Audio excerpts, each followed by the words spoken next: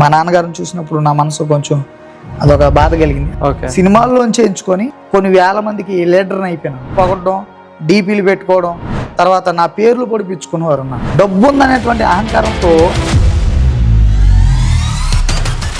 తాకట్లు పెట్టుకున్న నేను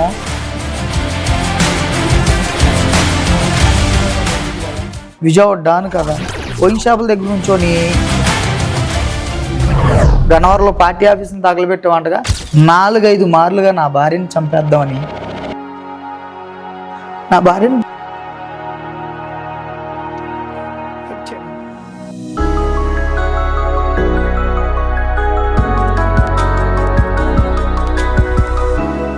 దేవుని నామానికి మహిమ కలుగును గాక. ఈ సమయంలో మన మధ్యలో ఒకప్పుడు తీన్మార్ ప్రపంచంలో ఒక గొప్ప వ్యక్తిగా స్టీఫెన్ ఎదిగి ఇప్పుడు దేవుని చేత పట్టబడి పౌలుగా మార్చబడిన వ్యక్తి మన మధ్యలో ఉన్నారు. వందనాలండి పౌలు గారు. మీ సాక్ష్యం ద్వారా మేము అనేక విషయాలు తెలుసుకోవాలని ఆశపడుతున్నాము. మొదటిగా మీ కుటుంబ నేపథ్యం గురించి తెలియజేయగలుగుతారా? మాది ఏలూరు శనివారపేట ఇందిరా కాలనీ. ఇక్కడే మా తల్లిదండ్రులు క్రైస్తవులే, కానీ ఏ రోజు దేవుని మందిరానికి వచ్చి ప్రార్థించిన వారు కాదు. వారు చేస్తున్నటువంటి పని టాపీ పని. నాకంటే ముద్దుగా 2 సహోదరులు ఉన్నారు. ఓకే. నా తండ్రి గారు వారసత్వం కొరకు ఎదురు చూస్తూ ఉండగా దేవుడు వారికి నన్ను బహుమానంగా ఇచ్చారు 1990లో. నన్ను బట్టి వారు సంతోషిస్తూ ఉన్నారు. అయితే వాళ్ళు చేస్తున్నటువంటి పనిని బట్టి వారి స్నేహితులు కొన్ని చోట్లకి రమ్మంటే అక్కడికి వెళ్ళడం రావడం చేస్తూ ఉన్నారు. వాళ్ళతో పాటు మమ్మల్ని కూడా తీసుకెళ్తా వస్తూ ఉండేవాళ్ళు. ప్రార్థనకు ఏ రోజు ప్రార్థనకు వచ్చినవారు కాదు, దేవుని మందిలో ప్రార్థించి దేవుడిచ్చి మేలు పొందుకున్నవారు కాదు. అలా ఉంటా ఉండగా 1996లో నాకు ఒక గాయం ఏర్పడింది. నా తల్లిదండ్రులు పెట్టుకున్నటువంటి పేరు ప్రకాష్ బాబు. ఓకే. చాలా గారాభంగా పెంచుతూ వచ్చారు. అయితే 96లో నాకు గాయం ఏర్పడింది. ఈ గాయం ద్వారా నా తల్లిదండ్రులు అనేక ప్రాంతాలకి తీసుకెళ్ళి నాటు వైద్య శిబిరాల్లో తిప్పుతూ ఉన్నారు, పసర వైద్యాల శిబిరాల్లో తిప్పుతూ ఉన్నారు. కానీ ఎవరి వల్ల కాలేదు. అందరూ చెప్పే మాట ఏంటంటే ఆ గాయం ఏంటో అర్థం కావట్లేదు. మరి పిల్లోడికి కలిగినటువంటి గాయం మాకెవరికి తెలియట్లేదమ్మా. ఓకే.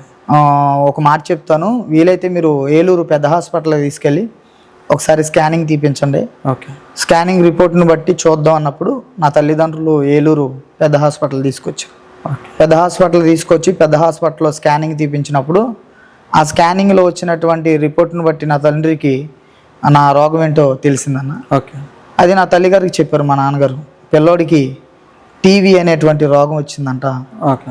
దాని చేత బ్రతికిన వారు చాలామంది లేరు. అయితే ఆ రోగం వచ్చిన వారు బ్రతకరు అనేటువంటి పూర్తి నిర్ణయంతో డాక్టర్ చెప్పారమ్మన్నప్పుడు నా తల్లిదండ్రులు చాలా బాధపడతా ఏడుస్తా ఇంక చాలా చోట్లకి తిప్పుతూ వచ్చారన్న. కానీ ఎక్కడ ఈ గాయం నయం అవ్వాల. ఓకే. అయితే అదే ప్రాంతంలో ఒక సంఘానికి వెళ్తున్నటువంటి కొంతమంది ఆత్మీయులు, మాది రోడ్డు ఫేసింగ్ ఇల్లు ఉంటుందన్న, మా ఇంటి ముందు నుంచి చాలామంది వెళ్తూ వస్తూ ఉండేవాళ్ళు ఆత్మీయులు. సండే స్కూల్ నుంచి వచ్చేటప్పుడు ఏమైనా బిస్కెట్ చాక్లెట్స్ అలాంటివి ఇచ్చినప్పుడు మాది రోడ్డు పక్కన అయ్యేసరికి నన్ను చూసి దాంట్లో ఒక అక్క అటు నుంచి వచ్చేటప్పుడు సండే స్కూల్ నుంచి తీసుకొచ్చేటువంటి ఆ చాక్లెట్స్ బిస్కెట్ ఇస్తూ ఉండేది, మాట్లాడుతూ ఉండేది. అయితే కొద్ది రోజుల నుంచి మా కుటుంబం కనబడట్లా. ఓకే.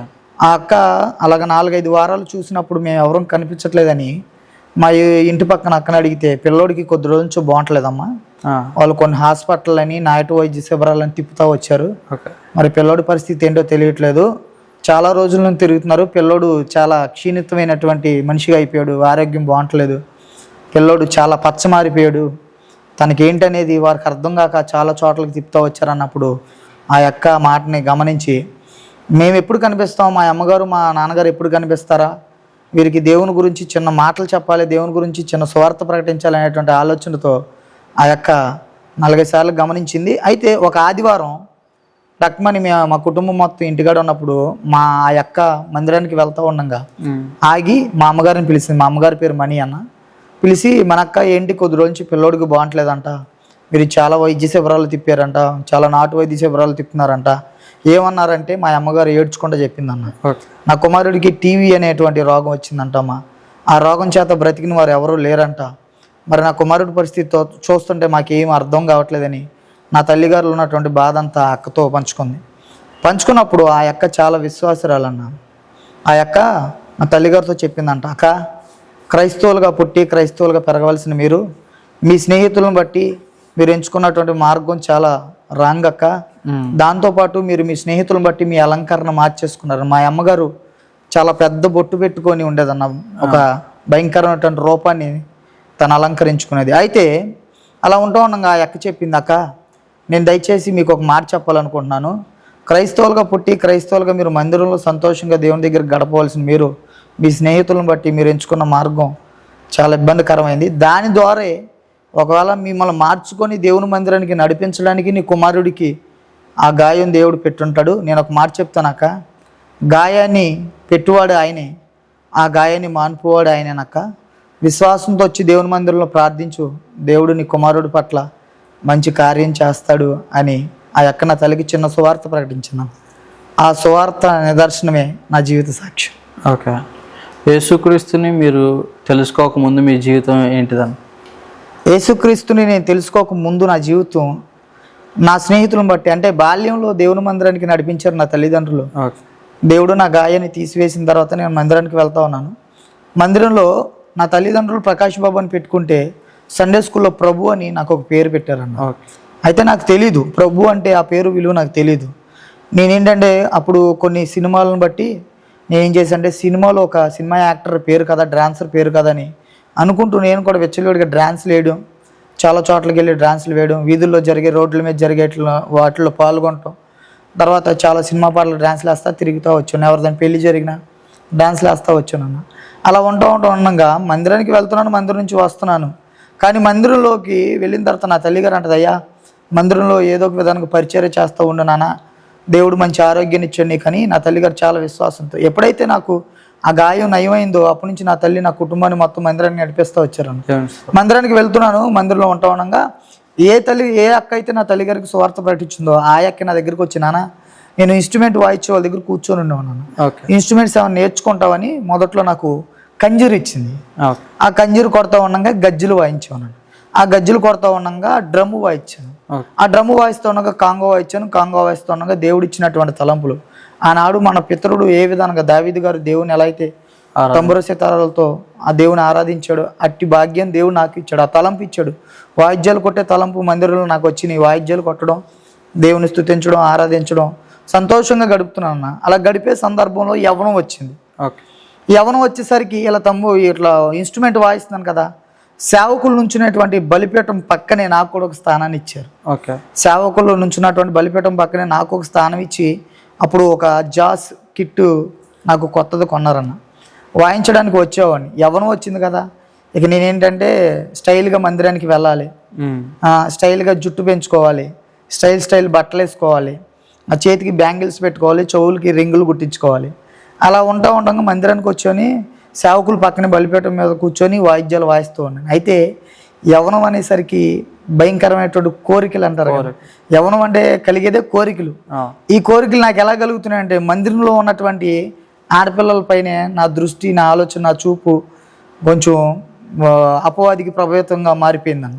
ఇక నా చూపు, నా దృష్టిని గమనించినటువంటి ఆ సేవకురాలు 2-3 సార్లుగా నన్ను గద్దించారు. గద్దించినప్పుడు నేను అనుకునేవాడిని, నేను మందిరానికి వెళ్ళి వాయిద్యాలు వాయిస్తేనే అక్కడ ఆరాధన నడిచిద్ది, నేను మందిరానికి వెళ్ళి వాయిద్యాలు వాయించడం వల్లే ఆ మందిరం ఉంటుంది, సేవకులకి పాటలు పాడాలన్నా సేవకులు ఆరాధన చేయాలన్నా నేను వాయించడం వల్లే అవన్నీ జరుగుతాయి అనుకుని ఒకసారి అక్కడ ఉన్నటువంటి సేవకుల్ని గెక్కరిచ్చేసి చర్చిలోంచి వెళ్ళిపోయాను.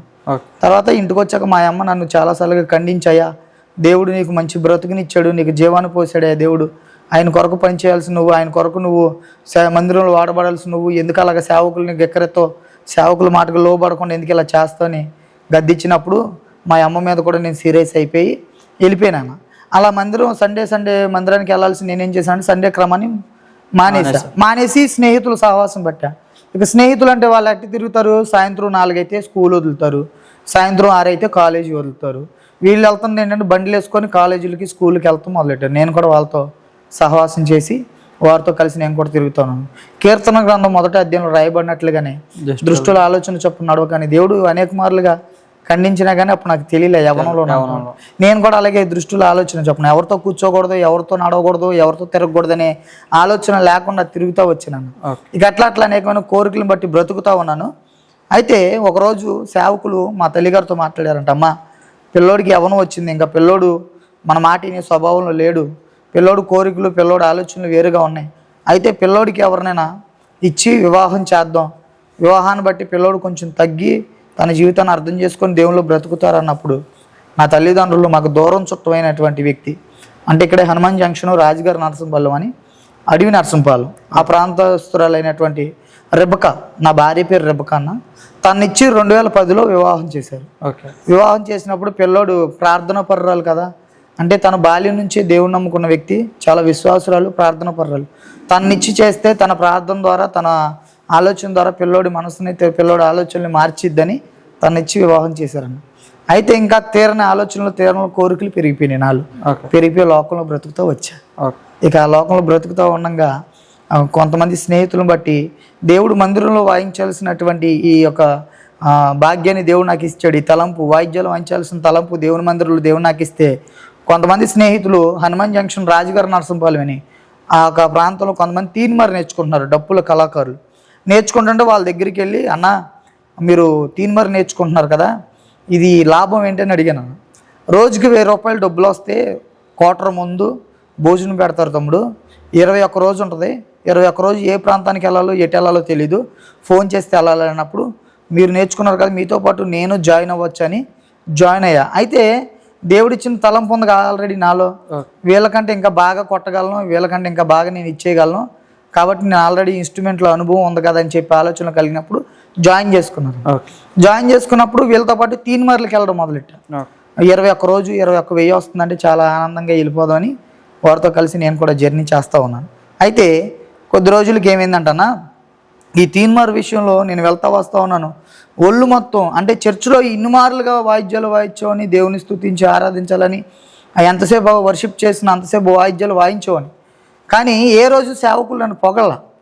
అక్కడ జరిగిన సిచ్యువేషన్ ఏంటంటే తీన్మారు శరీరాన్ని నలగొట్టుకుంటూ చెమటలు పట్టిన, ఇక చేతులు నలిగిపోతున్నా, ఇక తీన్మారు వాయించాలి. తీన్మారు వాయిస్తా ఉంటుంటే ఒక వ్యక్తి వచ్చి 100 రూపాయలు గుచ్చాడు అన్న. 100 రూపాయలు గుచ్చాడు, ఇది ఒక ఆనందం పెరిగిపోయింది. ఇంకొక ఆయన వచ్చి 200 గుచ్చాడు, ఇంకొక ఆనందం కలిగింది. ఇంకొక ఆయన వచ్చి 500 కాగితం గుచ్చి, సూపర్ కొడుతున్నావు చిన్నోడా, సూపర్ కొడుతున్నావు నాన్న, సూపర్ వాయిస్తున్నావు, ఇక నేను కొట్టిన లేడర్ అని ఒక పొగడతో పొగిడాడు అన్న.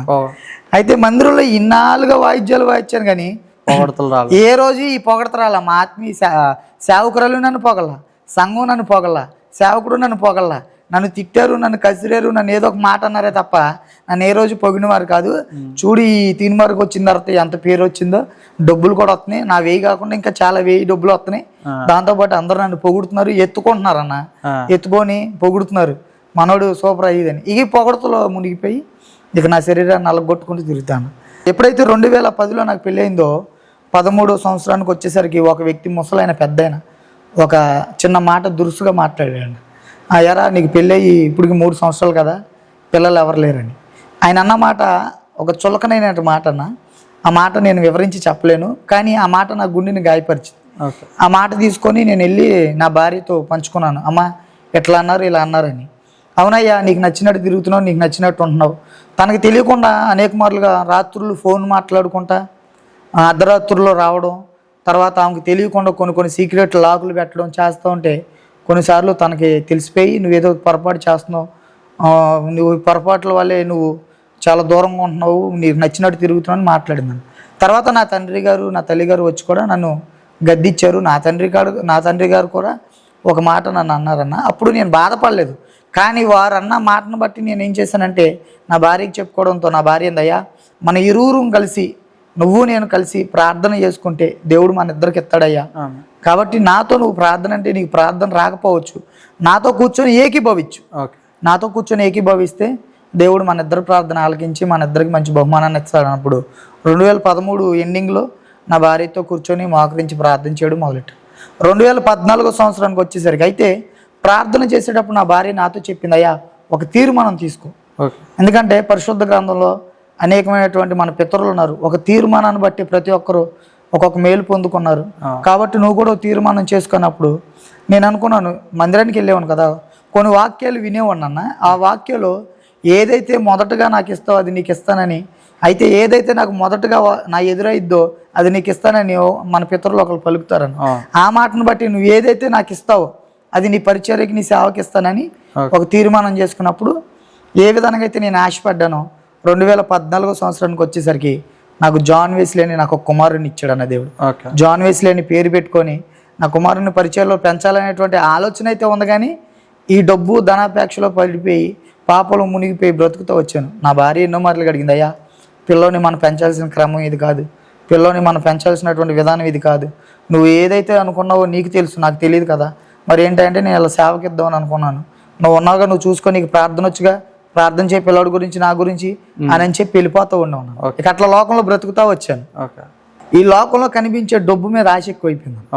నెలకి 21,000, నెలకు వచ్చేసరికి 21,000, జోబికి గుచ్చే ఒక 1,000 రూపాయలు డబ్బు ఎక్కువైపోయింది.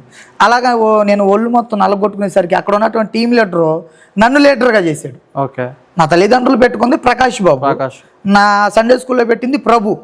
ఇక్కడికి వచ్చేసరికి ఈయన అడిగాడు, కొత్తగా వచ్చాం ఆ ప్రాంతాన్ని, తమ్ముడు నీ పేరేనా, మరి ఇన్ని రోజుల నుంచి వస్తున్నావు, నేను అందరూ అన్నా అని పిలిచారు, పేరేనా అంటే నేనేం చేశానంటే వెనక్కి వెళ్ళి మనకంటూ పేరు ప్రత్యేకంగా పెట్టుకుందామని సినిమాలోనే ఎంచుకున్నాను.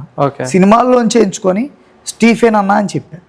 ఇక స్టీఫెన్ అని చెప్తే ఇదే పేరు మీద యూట్యూబ్ క్రియేట్ చేసుకో తమ్ముడు, ఇక మనం ఎక్కడ ప్రోగ్రామ్కి వెళ్ళినా యూట్యూబ్ పెట్టుకుంటే డబ్బులు కూడా వస్తాయి దాని ద్వారా అని ఒక సోషల్ మీడియాలో అనుభవం ఉన్న ఆ తీన్మార్ లీడర్ చెప్తే ఆ యూట్యూబ్ పెట్టుకున్నా అన్న.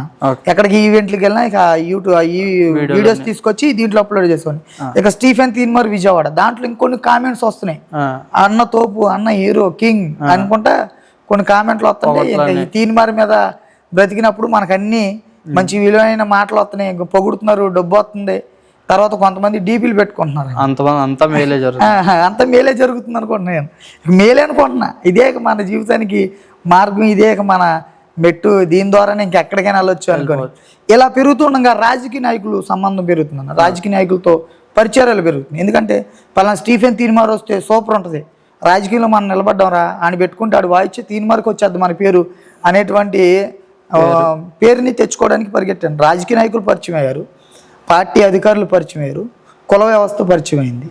ఇలా చేస్తూ ఉండగానే ఎక్కడ ప్రోగ్రాం జరిగినా ఏది జరిగినా పలానా స్టీఫెన్ తీన్మార్ అని పిలిచేవాళ్ళు. 35 మందితో స్టార్ట్ చేసి 2019 సంవత్సరానికి వచ్చేసరికి కొన్ని వేల మందికి లీడర్ని అయిపోయినాను. పలానా స్టీఫెన్ తీన్మార్ అనేసరికి కొన్ని గ్రామాలు, తమ్ముడు మేము కూడా ఇలా తీన్మారు మా కుర్రోళ్ళు నేర్చుకుంటారంట, వచ్చి నేర్పిస్తావంటే వెళ్ళి వాళ్ళకి నేర్పించి ఒక గురువుగా నిలబడి వచ్చే ఉన్నాను. అలా చాలా ప్రాంతాలకు నేర్పించా. వినాయక చవితి వచ్చేసరికి రోజుకి ఒక 10-15 టీములు పంపించాలి. 10-15 టీములు పంపించాలంటే కాంటాక్ట్ నేనే, నాకు ఫోన్ చేస్తారు, తమ్ముడు 10 మంది రావాలి, ఎంత అంటే 15,000 చెప్పేవాడు. 15,000 కన్ఫర్మ్ అనేవాళ్ళు. ఈ లోపల మా కుర్రోళ్ళకి ఏం చెప్పాను అంటే, నాన్న అక్కడ 10,000 డబ్బులు ఇస్తారు, మీరు వాయించుకొని 10,000 తీసుకొని వెళ్ళిపోండి అనేవాడు. ఈ 10,000 అంటే వాళ్ళు సంతోషపడేవాళ్ళు, 10,000 అన్నయ్య మాట్లాడేసాడు. ఆ పైన ఉన్న 5,000 అడ్వాన్స్ నేను కొట్టించుకున్నాను. అయితే రోజుకి వచ్చేసరికి ఒక 10-15-20 టీములు అలా పంపించేవాడిని. నేను ఇక్కడ కూర్చొని సంపాదించే సంపాదనే రోజుకి 1,00,000. రోజుకి 1,00,000. ఇంకా నాకు ఏం కలిగిందంటే డబ్బు వస్తుంది, ఇక మన చేతి కింద కుర్రోళ్ళు ఉన్నారు, మనకేంటండి. ఈ తీన్మార్కి వెళ్ళి వస్తా ఉండగా కొంతమంది స్నేహితులు నా దగ్గరే ఉండేవాళ్ళన్న 24 గంటలు 24 hours. స్టీఫెన్ అన్న దగ్గర కూర్చొని అన్నకి ఏదో ఒక 4 మాటలు చెప్తే మనకి ఇప్పిస్తాడని. అప్పుడు దాకా నాకు ఏలవట్లేదన్న. అయితే ఇలా ఒక 40 మంది 30 మంది స్నేహితులు పరిచయం నాతోనే ఉంటున్నారు 24 గంటలు. ఇక నన్ను అన్న స్టీఫెన్ అన్నని పొగడడం, డీపీలు పెట్టుకోవడం, తర్వాత నా పేర్లు పొడిపించుకునేవారు పచ్చబొట్టు స్టీఫెన్ అన్న అని. ఇక ప్రతి దానికి వీళ్ళు డీపీ పెట్టుకొని my king, my power, my strength అని పెట్టుకోవడం వల్ల నేనేమైపోయినంటే ఇక మన కుర్రోళ్ళు మనల్ని నమ్ముకొని బ్రతుకుతున్నారని ఇక వీళ్ళకి ముందింపించడం మొదలెట్టా. ఇక్కడ వచ్చేది కాకుండా ఇక నా దగ్గర ఉన్న డబ్బులతో మీకు ఏం కావాలి తెచ్చుకోండిరా, మీకు ఏం కావాలి తినండి అని చెప్పి వీళ్ళని ఎంకరేజ్మెంట్ చేస్తూ ఉన్నాను. ఇక వీళ్ళు మనతో ఉంటా ఉండగా 2019 సంవత్సరం ఒక రాజకీయ నాయకులు పాదయాత్రలో తీన్మార్కి వెళ్ళినప్పుడు ఒక స్నేహితుడు, మామ నువ్వు ఎంత డబ్బు సంపాదించో కుర్రలందరికీ ఇప్పిస్తావు, కుర్రలందరికీ ఇచ్చేస్తావు, కారులు కొన్నాను, బైకులు కొన్నాను, కొన్ని వస్తువులు తాకట్లు పెట్టుకునేవాడిని, ఇక ఇష్టం వచ్చినట్టు తిరిగేవాడిని, ఇష్టం వచ్చినట్టు ఉండేవాడిని, బంగారం కొనుక్కున్నా, నా భార్యకి బంగారం కొన్నా, ఆ కుమారుడికి బంగారం కొన్నా, చాలా సంపాదించుకొని దగ్గర పెట్టుకున్నా. ఇవన్నీ ఉన్నాయి, కానీ నువ్వు ఉన్నటువంటి స్టైల్కి, నువ్వు ఉన్నటువంటి మెయింటెనెన్స్కి నీకు అసలు ముందు సిగరెట్ ఎందుకు అలవాటు అవ్వాలా అన్నాడు.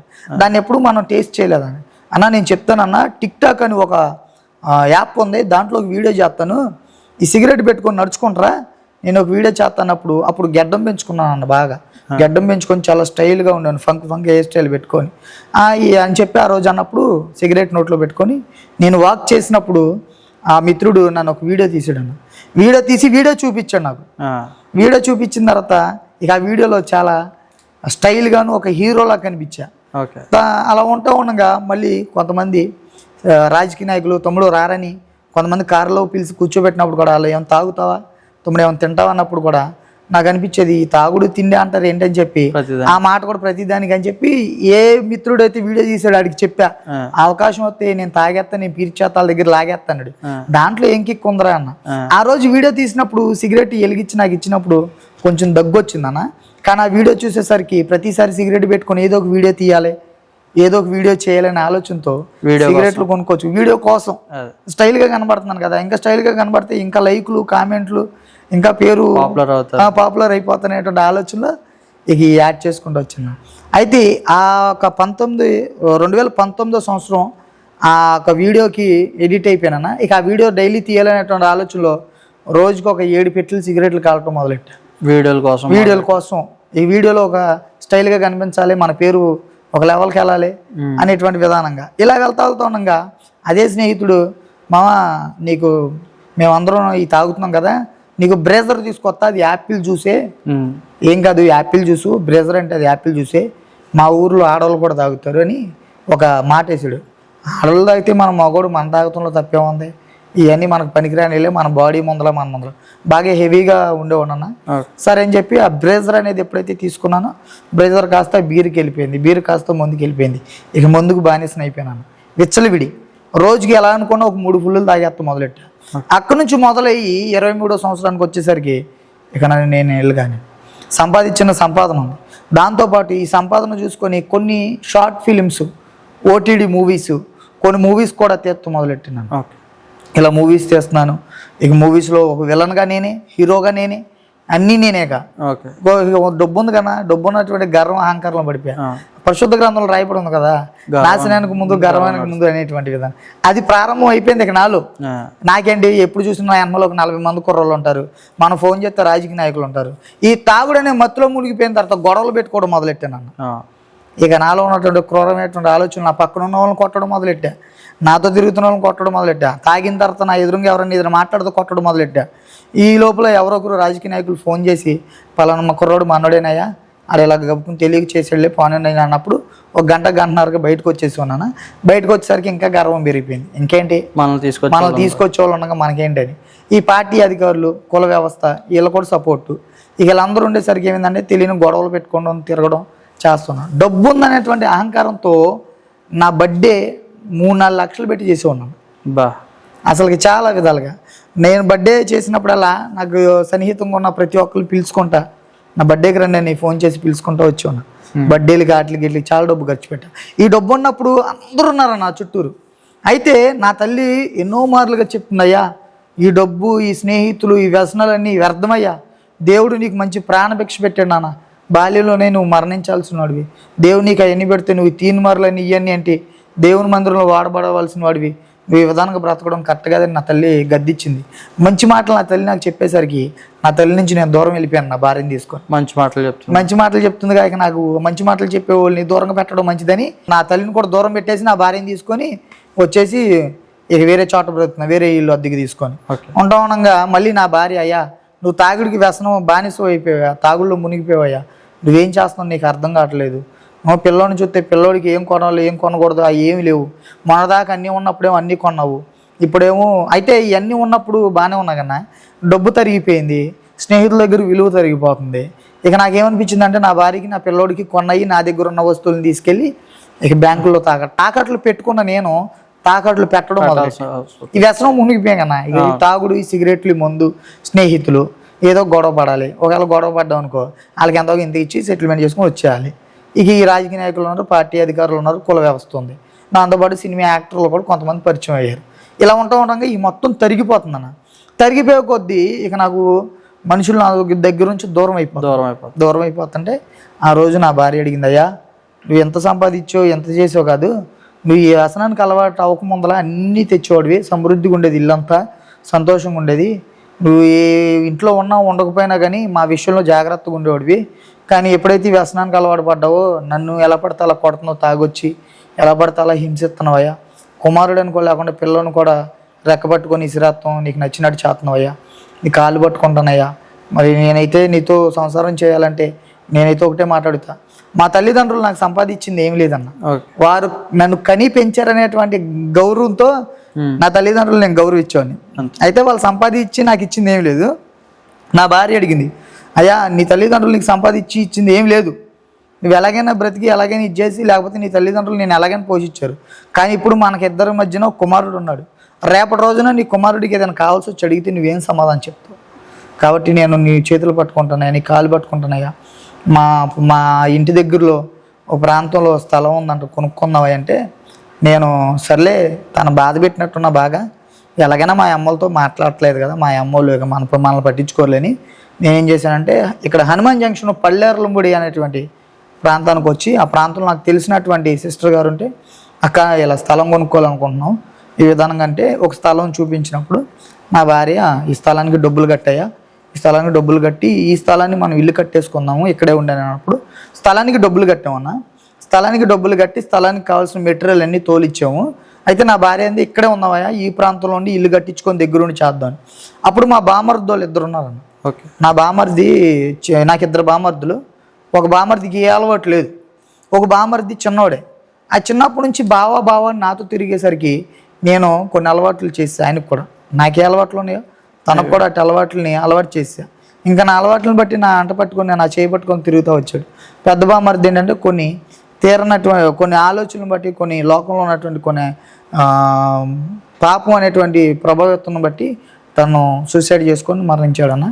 వాళ్ళ అమ్మగారు, మా భార్య వాళ్ళ అమ్మగారు కూడా తన ఆరోగ్య పరిస్థితి బాగోక మరణించారు. అయితే ఉంది వాళ్ళ నాన్న, వాళ్ళ చిన్న తమ్ముడు, వాళ్ళిద్దరు ఉన్నారయ్యా, కొంచెం దగ్గరలోనే మనం ఇక్కడ ఇది చేసుకుందాం అంటే సర్లే అని చెప్పి నేను అక్కడ ఇల్లు కట్టుకుంటే ఫస్ట్ రోడ్లో 2 రోడ్లన ఫస్ట్ రోడ్లో ఒక ఇల్లు అద్దెకి తీసుకున్నాం. ఓకే. ఇల్లు అద్దెకి తీసుకొని ఇక ఆ ఇంట్లో ఉంటున్నాను. ఆ ఇంట్లో ఉంటుంటే ఆ ప్రాంతస్తుల్ని పరిచయం చేసుకోవాలి కదా, కొత్త ప్రాంతం, కొత్త ఏరియా, మనుషులు పరిచయం అవ్వాలి. మనుషులు పరిచయం అవ్వాలంటే నేనేం చేయాలి, ఎవరికైనా ఏదైనా ఇప్పించాలి. ఎవరైనా పరిచయం చేసుకోవాలంటే వారికి కూడా మనం ఏదో ఒకటి ఇప్పించాలి. ఆ ప్రాంతంలో ఒకప్పుడు స్టీఫెన్ అంటే అందరికీ తెలిసిందేగా, యూట్యూబ్ ఛానల్లో చూసారుగా, ఫేస్బుక్లో చూసారుగా. వాళ్ళు కొంతమంది అన్న స్టీఫెన్ అంటే నువ్వే కదా అన్న, విజయవాడ రౌడీకి కదా, విజయవాడ డాన్ కదా, నువ్వు మంచి తీన్మారు వాయిస్తావు కదా. అవును తమ్ముడు చిన్న చిత్తగా లేదన్న. ఇక వాళ్ళని పరిచయం చేసుకోవడం, వాళ్ళకి సిగరెట్లు, మందు ఇవన్నీ ఇప్పించడం మొదలెట్టా. ఇక వీళ్ళ పరిచయం అవుతున్నారు అందరూ. చాలామంది అక్కడ ఆ ప్రాంతంలో ఏదైనా పెళ్ళి జరిగితే ఫుల్గా తాగి డ్యాన్స్లు వేసేవాడిని. ఇక ఫ్రెండ్షిప్ అందరూ పరిచయం అవుతూ ఉండగా ఆ ప్రాంతంలో ఒక పెద్ద వ్యక్తి అన్నాడు, అయ్యా మీది ఏ ఊరు, ఎక్కడి నుంచి వచ్చావు, పిల్లలందరినీ చెడగొడుతున్నావు, పిల్లలందరినీ ఇది చేస్తున్నావు, మందు సిగరెట్లు అసలు మా ఊరు పిల్లలకి అలవాట్లేవు, మందు సిగరెట్లు ఇప్పిస్తున్నావు, అది కాకుండా కొద్ది రోజుల నుంచి మా ప్రాంతంలో గంజాయి తాగుతున్నారు పిల్లలు, ఆ గంజాయి కూడా నువ్వే తిప్పిస్తున్నావంట. మా ఊళ్ళో ఏదైనా పెళ్ళిళ్ళు జరుగుతుంటే 3rd జనరల్ హిజ్రాయిస్ని ఊళ్ళోకి రెప్పిస్తున్నావంట. వాళ్ళ 5,000-6,000 డిమాండ్ చేసి తీసుకున్న తర్వాత నువ్వు ఊరు బయటకు వెళ్ళి వాళ్ళ దగ్గర డబ్బులు తీసుకుంటావంట. నువ్వు రావడం వల్ల ఊరు మొత్తం చెదిరిపోయింది, చెడిపోతుంది. కాబట్టి నిన్ను మాత్రం గట్టిగా గద్దెత్తున్నాము, నువ్వు ఎంతలో ఉండాలి అంతలో ఉండు, నీ బ్రతికేంటో బ్రతుకు, ఆ బ్రతుకు నువ్వు ఈ ఊళ్ళో ఎలా ఉండాలో అలాగుంటేనే నువ్వు ఈ ఊళ్ళో ఉంటావని మాట్లాడతాం మొదలెట్టారన్న. నేను వాళ్ళకి చెప్పడానికి ఇంకా ఆలోచన లేదు. నేనేమనుకునేవానంటే, మీరు నాతో మాట్లాడే అంత స్తోమత నేనేంటో మీకు తెలుసా, నేనేం చేస్తున్నాను అన్న, తప్పు నేను చేయలేదు. కానీ నాకేమనిపిస్తుందంటే, నేను తప్పు చేయలేదని వాళ్ళకి చెప్పడం కాదు, తప్పు చేయలేదని చెప్పినా వాళ్ళు వినరు. కాబట్టి ఏదైతే ఇది నాకు అడ్డం వస్తే ఎవరినైనా కానీ ఇచ్చేద్దాం అనేటువంటి క్రూరమైన ఆలోచనలు ఉండిపోయానన్న. అయితే ఆ ప్రాంతంలో కొంతమంది పిల్లలు వాళ్ళ తల్లిదండ్రులు కూడా, అయ్యా మా పిల్లలు పలానా ఫ్లాట్లోకి వస్తున్నారు, పలానా చాటు కూర్చుంటున్నారు, నువ్వు ఎందుకు మా పిల్లల్ని తీసుకెళ్తున్నావు, మా పిల్లల్ని తిప్పుతున్నావు అని కొంతమంది తల్లులు కూడా 2 చేతులు జోడించి దండాలు పెట్టిన వ్యక్తులు ఉన్నారన్న. అయినా నేను పట్టించుకున్నాను కాదు. మళ్ళీ వీళ్ళని హింసించేవాను, ఏంట్రా మీ అమ్మ దండం పెడుతుంది, మీ అమ్మ వచ్చి నన్ను అడుగుతుంది నీ ద్వారా అని చెప్పి ఈయన కొడతామో తిట్టడమో లేకపోతే మా దగ్గర నుంచి దూరంగా పంపించడం చేసి మా ఇంటికి వచ్చి మళ్ళీ నా భార్యని, ఏంటమ్మా ఎక్కడి నుంచి వచ్చారు, ఎక్కడి నుంచి వచ్చి ఈ ఊర్లో కొనుక్కున్నారు, మీ ఊర్లో అసలు ఈ ఊర్లో మీకు స్థలం ఎవడు ఇచ్చాడు, ఎవడమ్మాడు, మీ భర్త ఆడపిల్లలు రోడ్డు మీద ఉంటే సిగరెట్ కాల్చుకుంటా, ఎక్కడ పడితే అక్కడ యూరిన్ టాయిలెట్ పోసుకుంటా, ఆ మనిషి రూపం ఏంటి, ఆ మనిషి నా రూపం ఎలా ఉండేది అంటన్నా చాలా భయంకరంగా ఉండేది. చాలా గడ్డం పెంచుకొని, చెవుకి పోగులు పెట్టుకొని, చేతికి ఉంగరాలు పెట్టుకొని, కలర్లు వేసుకొని, జుట్టుకి స్టైల్గా ఉండి, ఇక నేను స్టైల్గా ఉన్నాను అనుకునేవాడిని. కానీ అదొక భయంకరమైనటువంటి రూపం అన్న.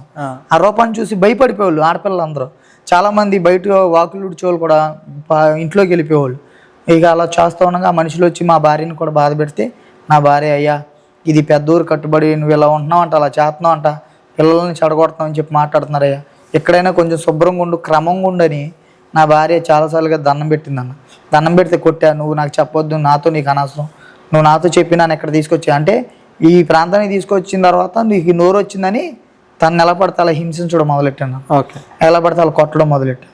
అలా బ్రతుకుతూ ఉండగా ఒకరోజు ఏమైందంటే నా భార్య అడిగిందన్న, అయ్యా ఈ ప్రాంతానికి వచ్చి ఇల్లు కట్టుకుంటున్నాం, ఇంకా డబ్బులు ఏమైనా ఉంటే చెప్పు, ఏదైనా తెచ్చుకొని గృహప్రవేశం చేసుకొని ఇంట్లోకి వెళ్ళిపోదాం అని అంటే, నువ్వు నాకు చెప్పేదాని అయ్యావా, నువ్వు అడిగేదాని అయ్యా, నన్ను క్వశ్చన్ చేసేదాని అయ్యావా అని చెప్పి నా భార్య మీద విరుచుకుపడి చాలా మార్లు కొట్టాను నన్ను.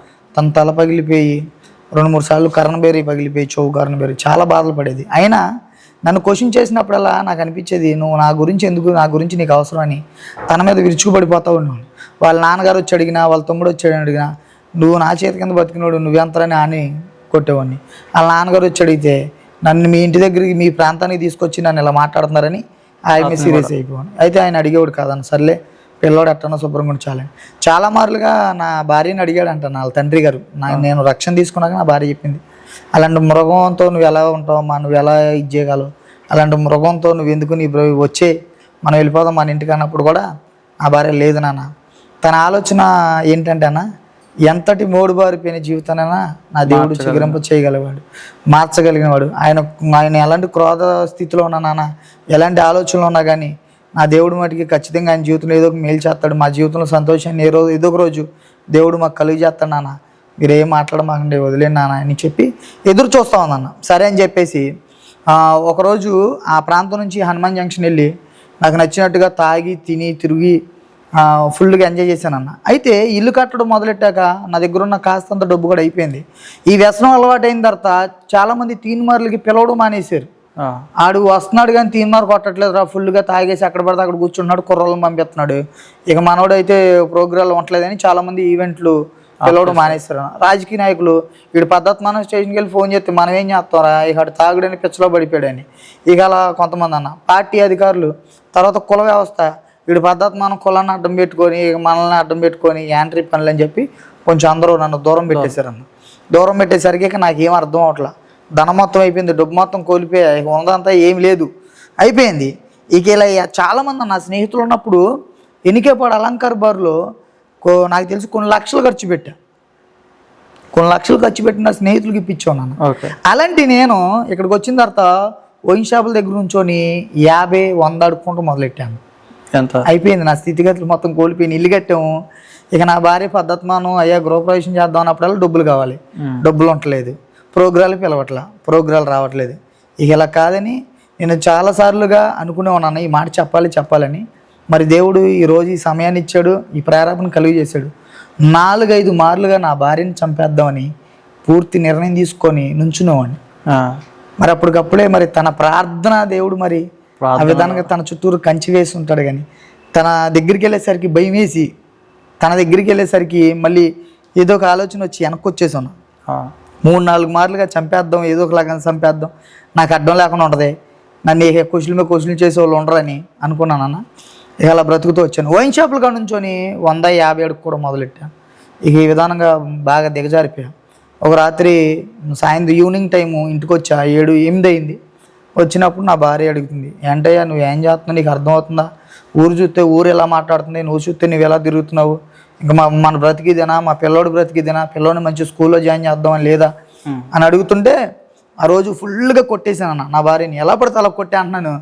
నేను సంపాదించుకున్న పేరు నీకేం తెలుసు, నేను ఎంత పేరు సంపాదించుకున్నా నీకు తెలుసా, నేను ఎలా బ్రతుకుతున్నాను నీకు తెలుసా, నా పేరు పొడిపించుకున్న వాళ్ళు ఉన్నారు, నా ఫోటోలు డీపీలు పెట్టుకున్న వాళ్ళు ఉన్నారు, నేను చచ్చిపోతే నా శవం పెట్టి మోయడానికి ఒకరికొకరు తన్నుకులు ఆడతారు, నీకేం తెలుసు నా గురించి, అయినా నువ్వేంటి పద్ధతిమా నా గురించి మాట్లాడుతున్నావు, పద్ధతిమా నన్ను ఎందుకు ఒక హేళనగా మాట్లాడుతున్నావు అని చెప్పి ఎలా పడితే అలా కొట్టేసి ఇంట్లోంచి బయటికి పడేసాను అన్న. పడేసి ఆ రాత్రి ఫుల్గా భోంచేసి పడుకుని పోయా. తెల్లవారుజామున 3:30-4 సిగరెట్ పెట్టుంటే దాన్ని తీసుకొని బయటకు వచ్చి కొట్టి పడేసిన తర్వాత తన గుమ్మంలోనే బైబిల్ పెట్టుకొని ప్రార్థన చేసుకొని అక్కడ పడుకున్నట్టుంది. ఇంకా మనకి నేను పట్టించుకోవాలా. బయటకు వచ్చి 3:30 సుమారులో టాయిలెట్కి వెళ్ళి టాయిలెట్ పోసుకొని బయటకు వచ్చి ఆ 3 మెట్లు ఉంటాయినా 3 మెట్ల మీద కూర్చొని సిగరెట్లు వెలిగించుకొని తాగుతా కూర్చున్నాను.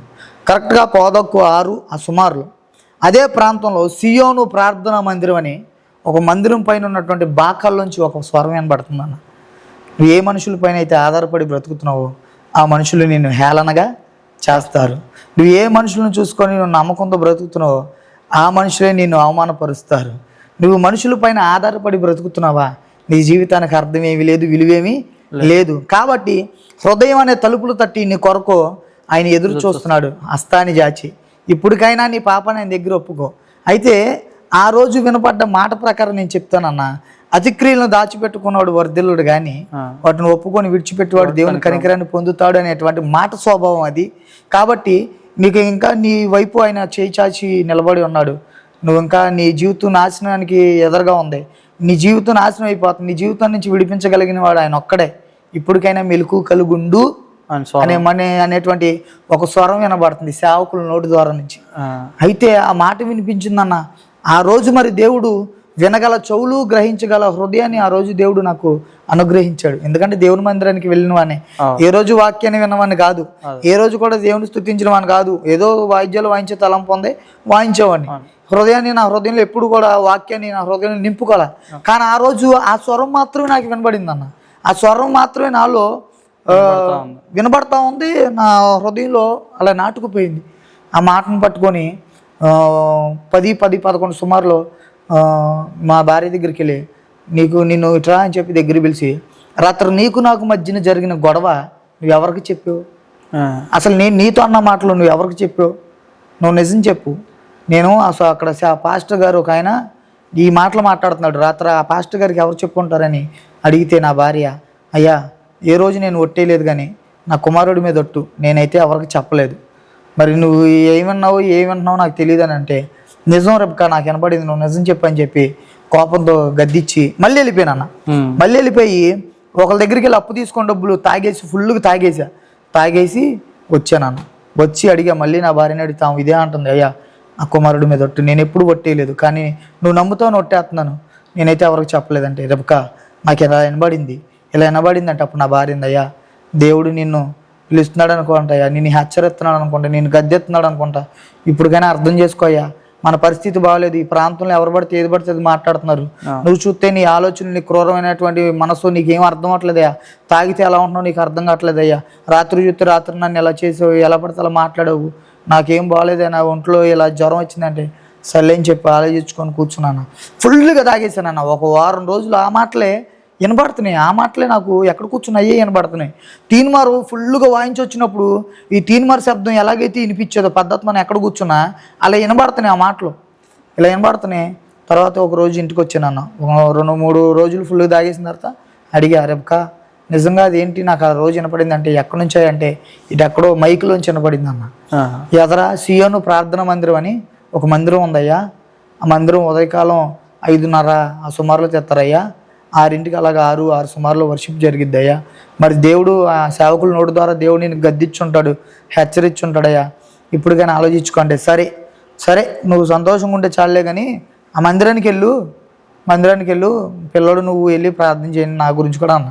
లేదయ్యా నువ్వు వస్తేనే నీతో పాటు నేను వస్తాను, నేను ఎవరో నాకు తెలియదు కదా, నువ్వు వస్తే నిన్ను బట్టి నేను కూడా వస్తాను. అప్పుడు ఆ రోజు నా భార్య నన్ను అడిగినటువంటి మాట, నువ్వు వస్తే నీతో నేను వస్తా అన్న. ఆ మాటకి ఏంటంటే నా భార్యలో ముఖంలో సంతోషం చూడాలి, అంతే, ఎంత ఇది చేసినా సంతోషపడితే చాలు, మందిరానికి వెళ్తున్నాం అనేటువంటి ఆలోచన కలిగి సంతోషిస్తే చాలని తన వెంట వెళ్ళానన్న. తన వెంట వెళ్ళి మందిరంలో కూర్చున్నాను. మందిరంలో కన్నీరు కార్చి దేవుణ్ణి గోజాడుతుంది నా భార్య. నేను అనుకున్నాను, పిచ్చదానా నువ్వు ఏంటి అనుకుంటున్నావు, మన జీవితాన్ని మార్చితే ఎవరి వల్ల కాదు అని అనుకునేవాడు మందిరంలో కూర్చొని. తర్వాత ఫ్లాట్లో నా స్నేహితులు ఏం చేస్తున్నారు, ఏ సిగరెట్లు తెచ్చుకున్నారు, ఏ ముందు తెచ్చుకున్నారు, ఏ కూర తెచ్చుకున్నారు, ఇది ఆలోచిస్తున్నాను కానీ వాక్యాన్ని హృదయంలో నింపుకుంటా. అలా ఉంటాం కనుక ఒక 4-5 వారాలు వెళ్ళాను. 5వ వారం నాకెందుకో 14లో కుమారుని ఇచ్చాడు దేవుడు. మళ్ళీ ఇప్పుడు వరకు సంతాన భాగ్యం లేదు. 2023 వచ్చేసింది. తర్వాత అప్పుడు అనుకున్నా, నా భార్య ఎన్నోసార్లు అడిగింది మారవా అని. సరే ఒకప్పుడు మీ ఇద్దరం తీర్మానం చేసుకుంటే కుమారుని ఇచ్చాడు, సరే ఇప్పుడు ఒక తీర్మానం చేసుకుందాం అని చెప్పి నేను మోకరించి ప్రార్థన చేసుకున్నాను. ఏమని చేశానంటే అన్న, నువ్వు నాకు కుమార్తెనిస్తే నేను ఇవన్నీ మానేస్తా, నాకు కుమార్తెని. ఇవన్నీ మానేస్తానని 4-5 వారాలు వెళ్తూ ఉన్నాను నాన్న. అలాగా ఒక సంవత్సరం, ఒక 5-6 నెలలు దగ్గరికి వస్తూ ఉండగా అన్ఎక్స్పెక్టెడ్గా నేను ఒక వైన్ షాప్లో కూర్చొని తాగుతా, మా బామర్ది నేను ఉంటా ఉండగా నా భార్యని మా మామయ్య గారు తీసుకొని ఏలూరు తీసుకెళ్తే నీ కుమార్తె ప్రెగ్నెంట్ అయ్యని చెప్పడంతో తను ఫోన్ చేసినప్పుడు చాలా ఆనందం కలిగింది అన్న. ఆనందం కలిగింది. దేవుని మందిరానికి వెళ్ళడం వల్ల మంచి మేలు జరిగిందని ఆలోచన కలిగింది కొంచెం.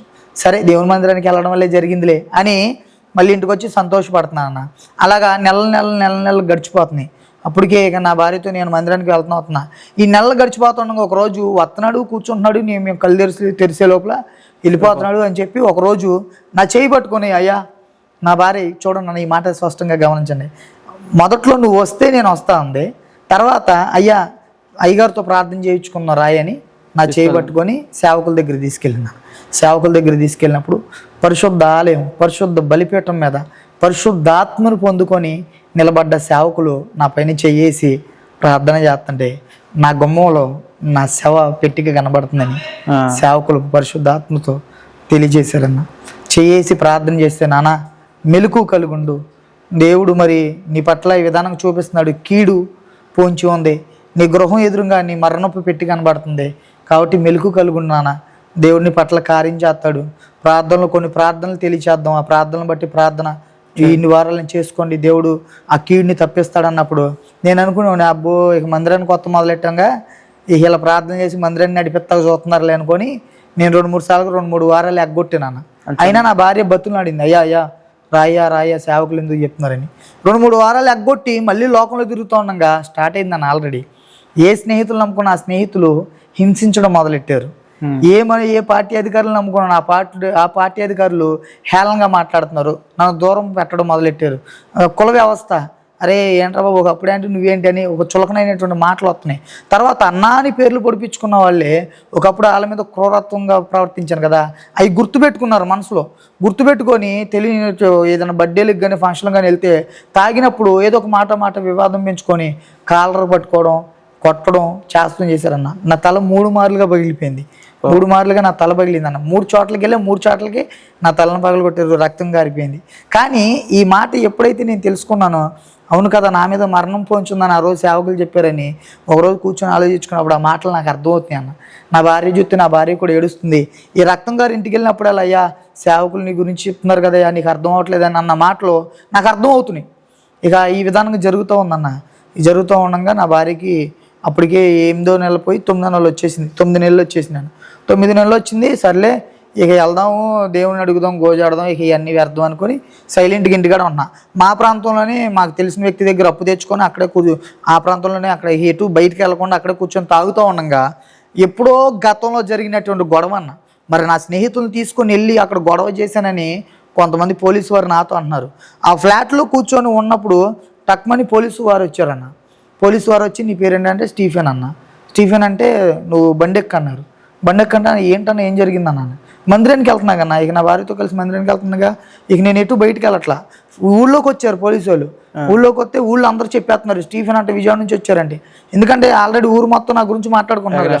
నేను ఎక్కడున్నానో కూడా చెప్పేసరికి నా దగ్గరకు వచ్చి పోలీసు వాళ్ళు కాలర్ పట్టుకొని దగ్గరలోకి వచ్చి బండి ఎక్కిచ్చారన్న. అప్పుడు నా కుమారుడు నా పక్కనే ఉన్నాడన్న.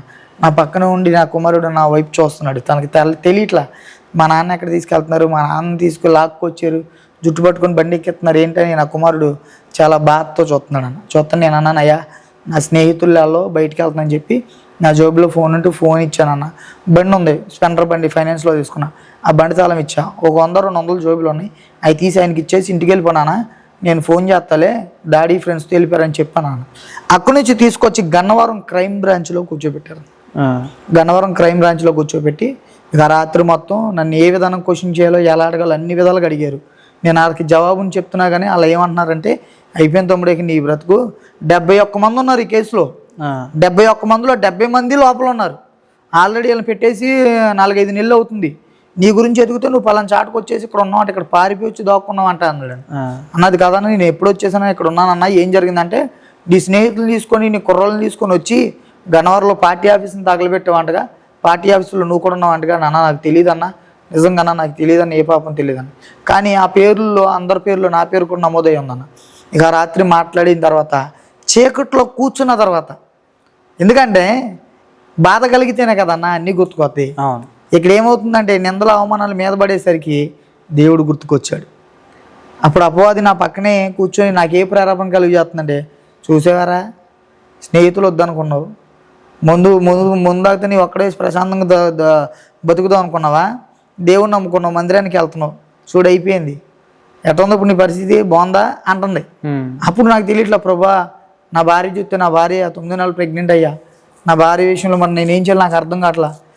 డేట్ కూడా ఇచ్చారు కొద్ది రోజులకి, ఇంటికాడ చూస్తే అక్కడ ఉన్నారు, పిల్లోడు చూస్తే పిల్లోడు ముందర తీసుకొచ్చారు, చీకటి రూమ్లో పడేసారు, తెల్లారే జైలుకి వేస్తారంట అని చెప్పి అప్పుడు నోరు తెరిచి అడిగాను అన్న. ప్రభా అంటున్నాను కానీ హృదయపూర్వకంగా అడగట్లా. అక్కడ తప్పించుకోవడానికి అంటారు చూసావన్నా. ఇప్పుడు నా చేతిలో ఉన్న బంగారు పోస్తే ఏం పడిపోయింది అనుకో, దేవుడు అంటాం, ఏ దేవుడిని అడుగుతున్నానో తెలియదు కదా, దేవుడు అంటాం, దొరికిన తర్వాత దేవుడు లేడు ఏం లేదు, దీంతో అవసరం ఉందో అవసరం తీసుకుంటాం. ఆ విధానంగా దేవుడు నన్ను తప్పించా అన్న. ఏ దేవుని మొక్కుతున్నాను తెలియదు, లేకపోతే ఇంకొక హృదయపూర్వకంగా కూడా నేను ఆయన స్తుతించట్లేదు, ఆయన అడగట్లేదు. దేవుడు తప్పించుకోవడానికి ఆ కాసేపటికి అల్పకాలంగా తప్పించుకోవాలి. నేను ఎట్టగైనా అడుగుతున్నాగా ఉదయకాలం అయిందన్న, ఉదయకాలం నా తల్లిదండ్రులకు ఫోన్ చేసి చెప్పారంట, నా భార్యకి చెప్పారంట, నా భార్యని మా మామ ఆయన తీసుకొని వచ్చారు.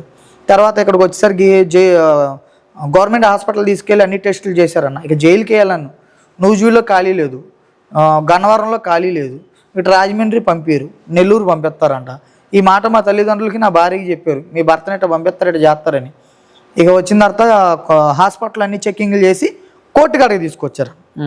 కోర్టు కాడికి తీసుకొచ్చిన తర్వాత కోర్టు దగ్గరికి వెళ్ళిన తర్వాత కోర్టు తిన్నంగా చూస్తే నా తల్లిదండ్రులు ఉన్నారన్న. నా తండ్రి ఒక మోగ జీవిలాగా నిలబడిపోయి ఉన్నాడన్న. మా నాన్నగారిని చూసినప్పుడు నా మనసు కొంచెం అదొక బాధ కలిగింది. అబ్బా మా నాన్న ఇక్కడ దా తీసుకొచ్చాను, ఏ రోజు నేను ఇన్ని గొడవలు ఇన్నిట్లో దూరాను కానీ ఏ రోజు మా అమ్మ మా నాన్న ఎక్కడ దా తీసుకురాలేదే, వీళ్ళేంటి ఎక్కడ దాకా వచ్చారు అని మళ్ళీ అదొక బాధ వేసిందని. ఎట్లయినా తప్పించుకొని వచ్చి వెళ్ళిపోవచ్చు, వెళ్ళేందుకు ఎక్కడ దాకా వచ్చారు అనుకుంటున్నా. బట్టల బ్యాగ్ పట్టుకొని మా అమ్మ అక్కడ కూర్చొని గుండెలు బాదుకుంటుందన్న, కుమారుడు అయ్యా అని ఏడుతుంది. ఇక్కడ చూస్తే నా భార్య నిండు ప్రెగ్నెంట్ అన్న, గర్భవతి, నా కుమారుడిని పక్కన కూర్చోబెట్టుకొని నన్ను చూస్తూ ఏడుతుంటే కానిస్టేబుల్ని అడిగాను, నా ఒక్క అవకాశం ఎవరా మా భార్యతో మాట్లాడుకొని వస్తానండి.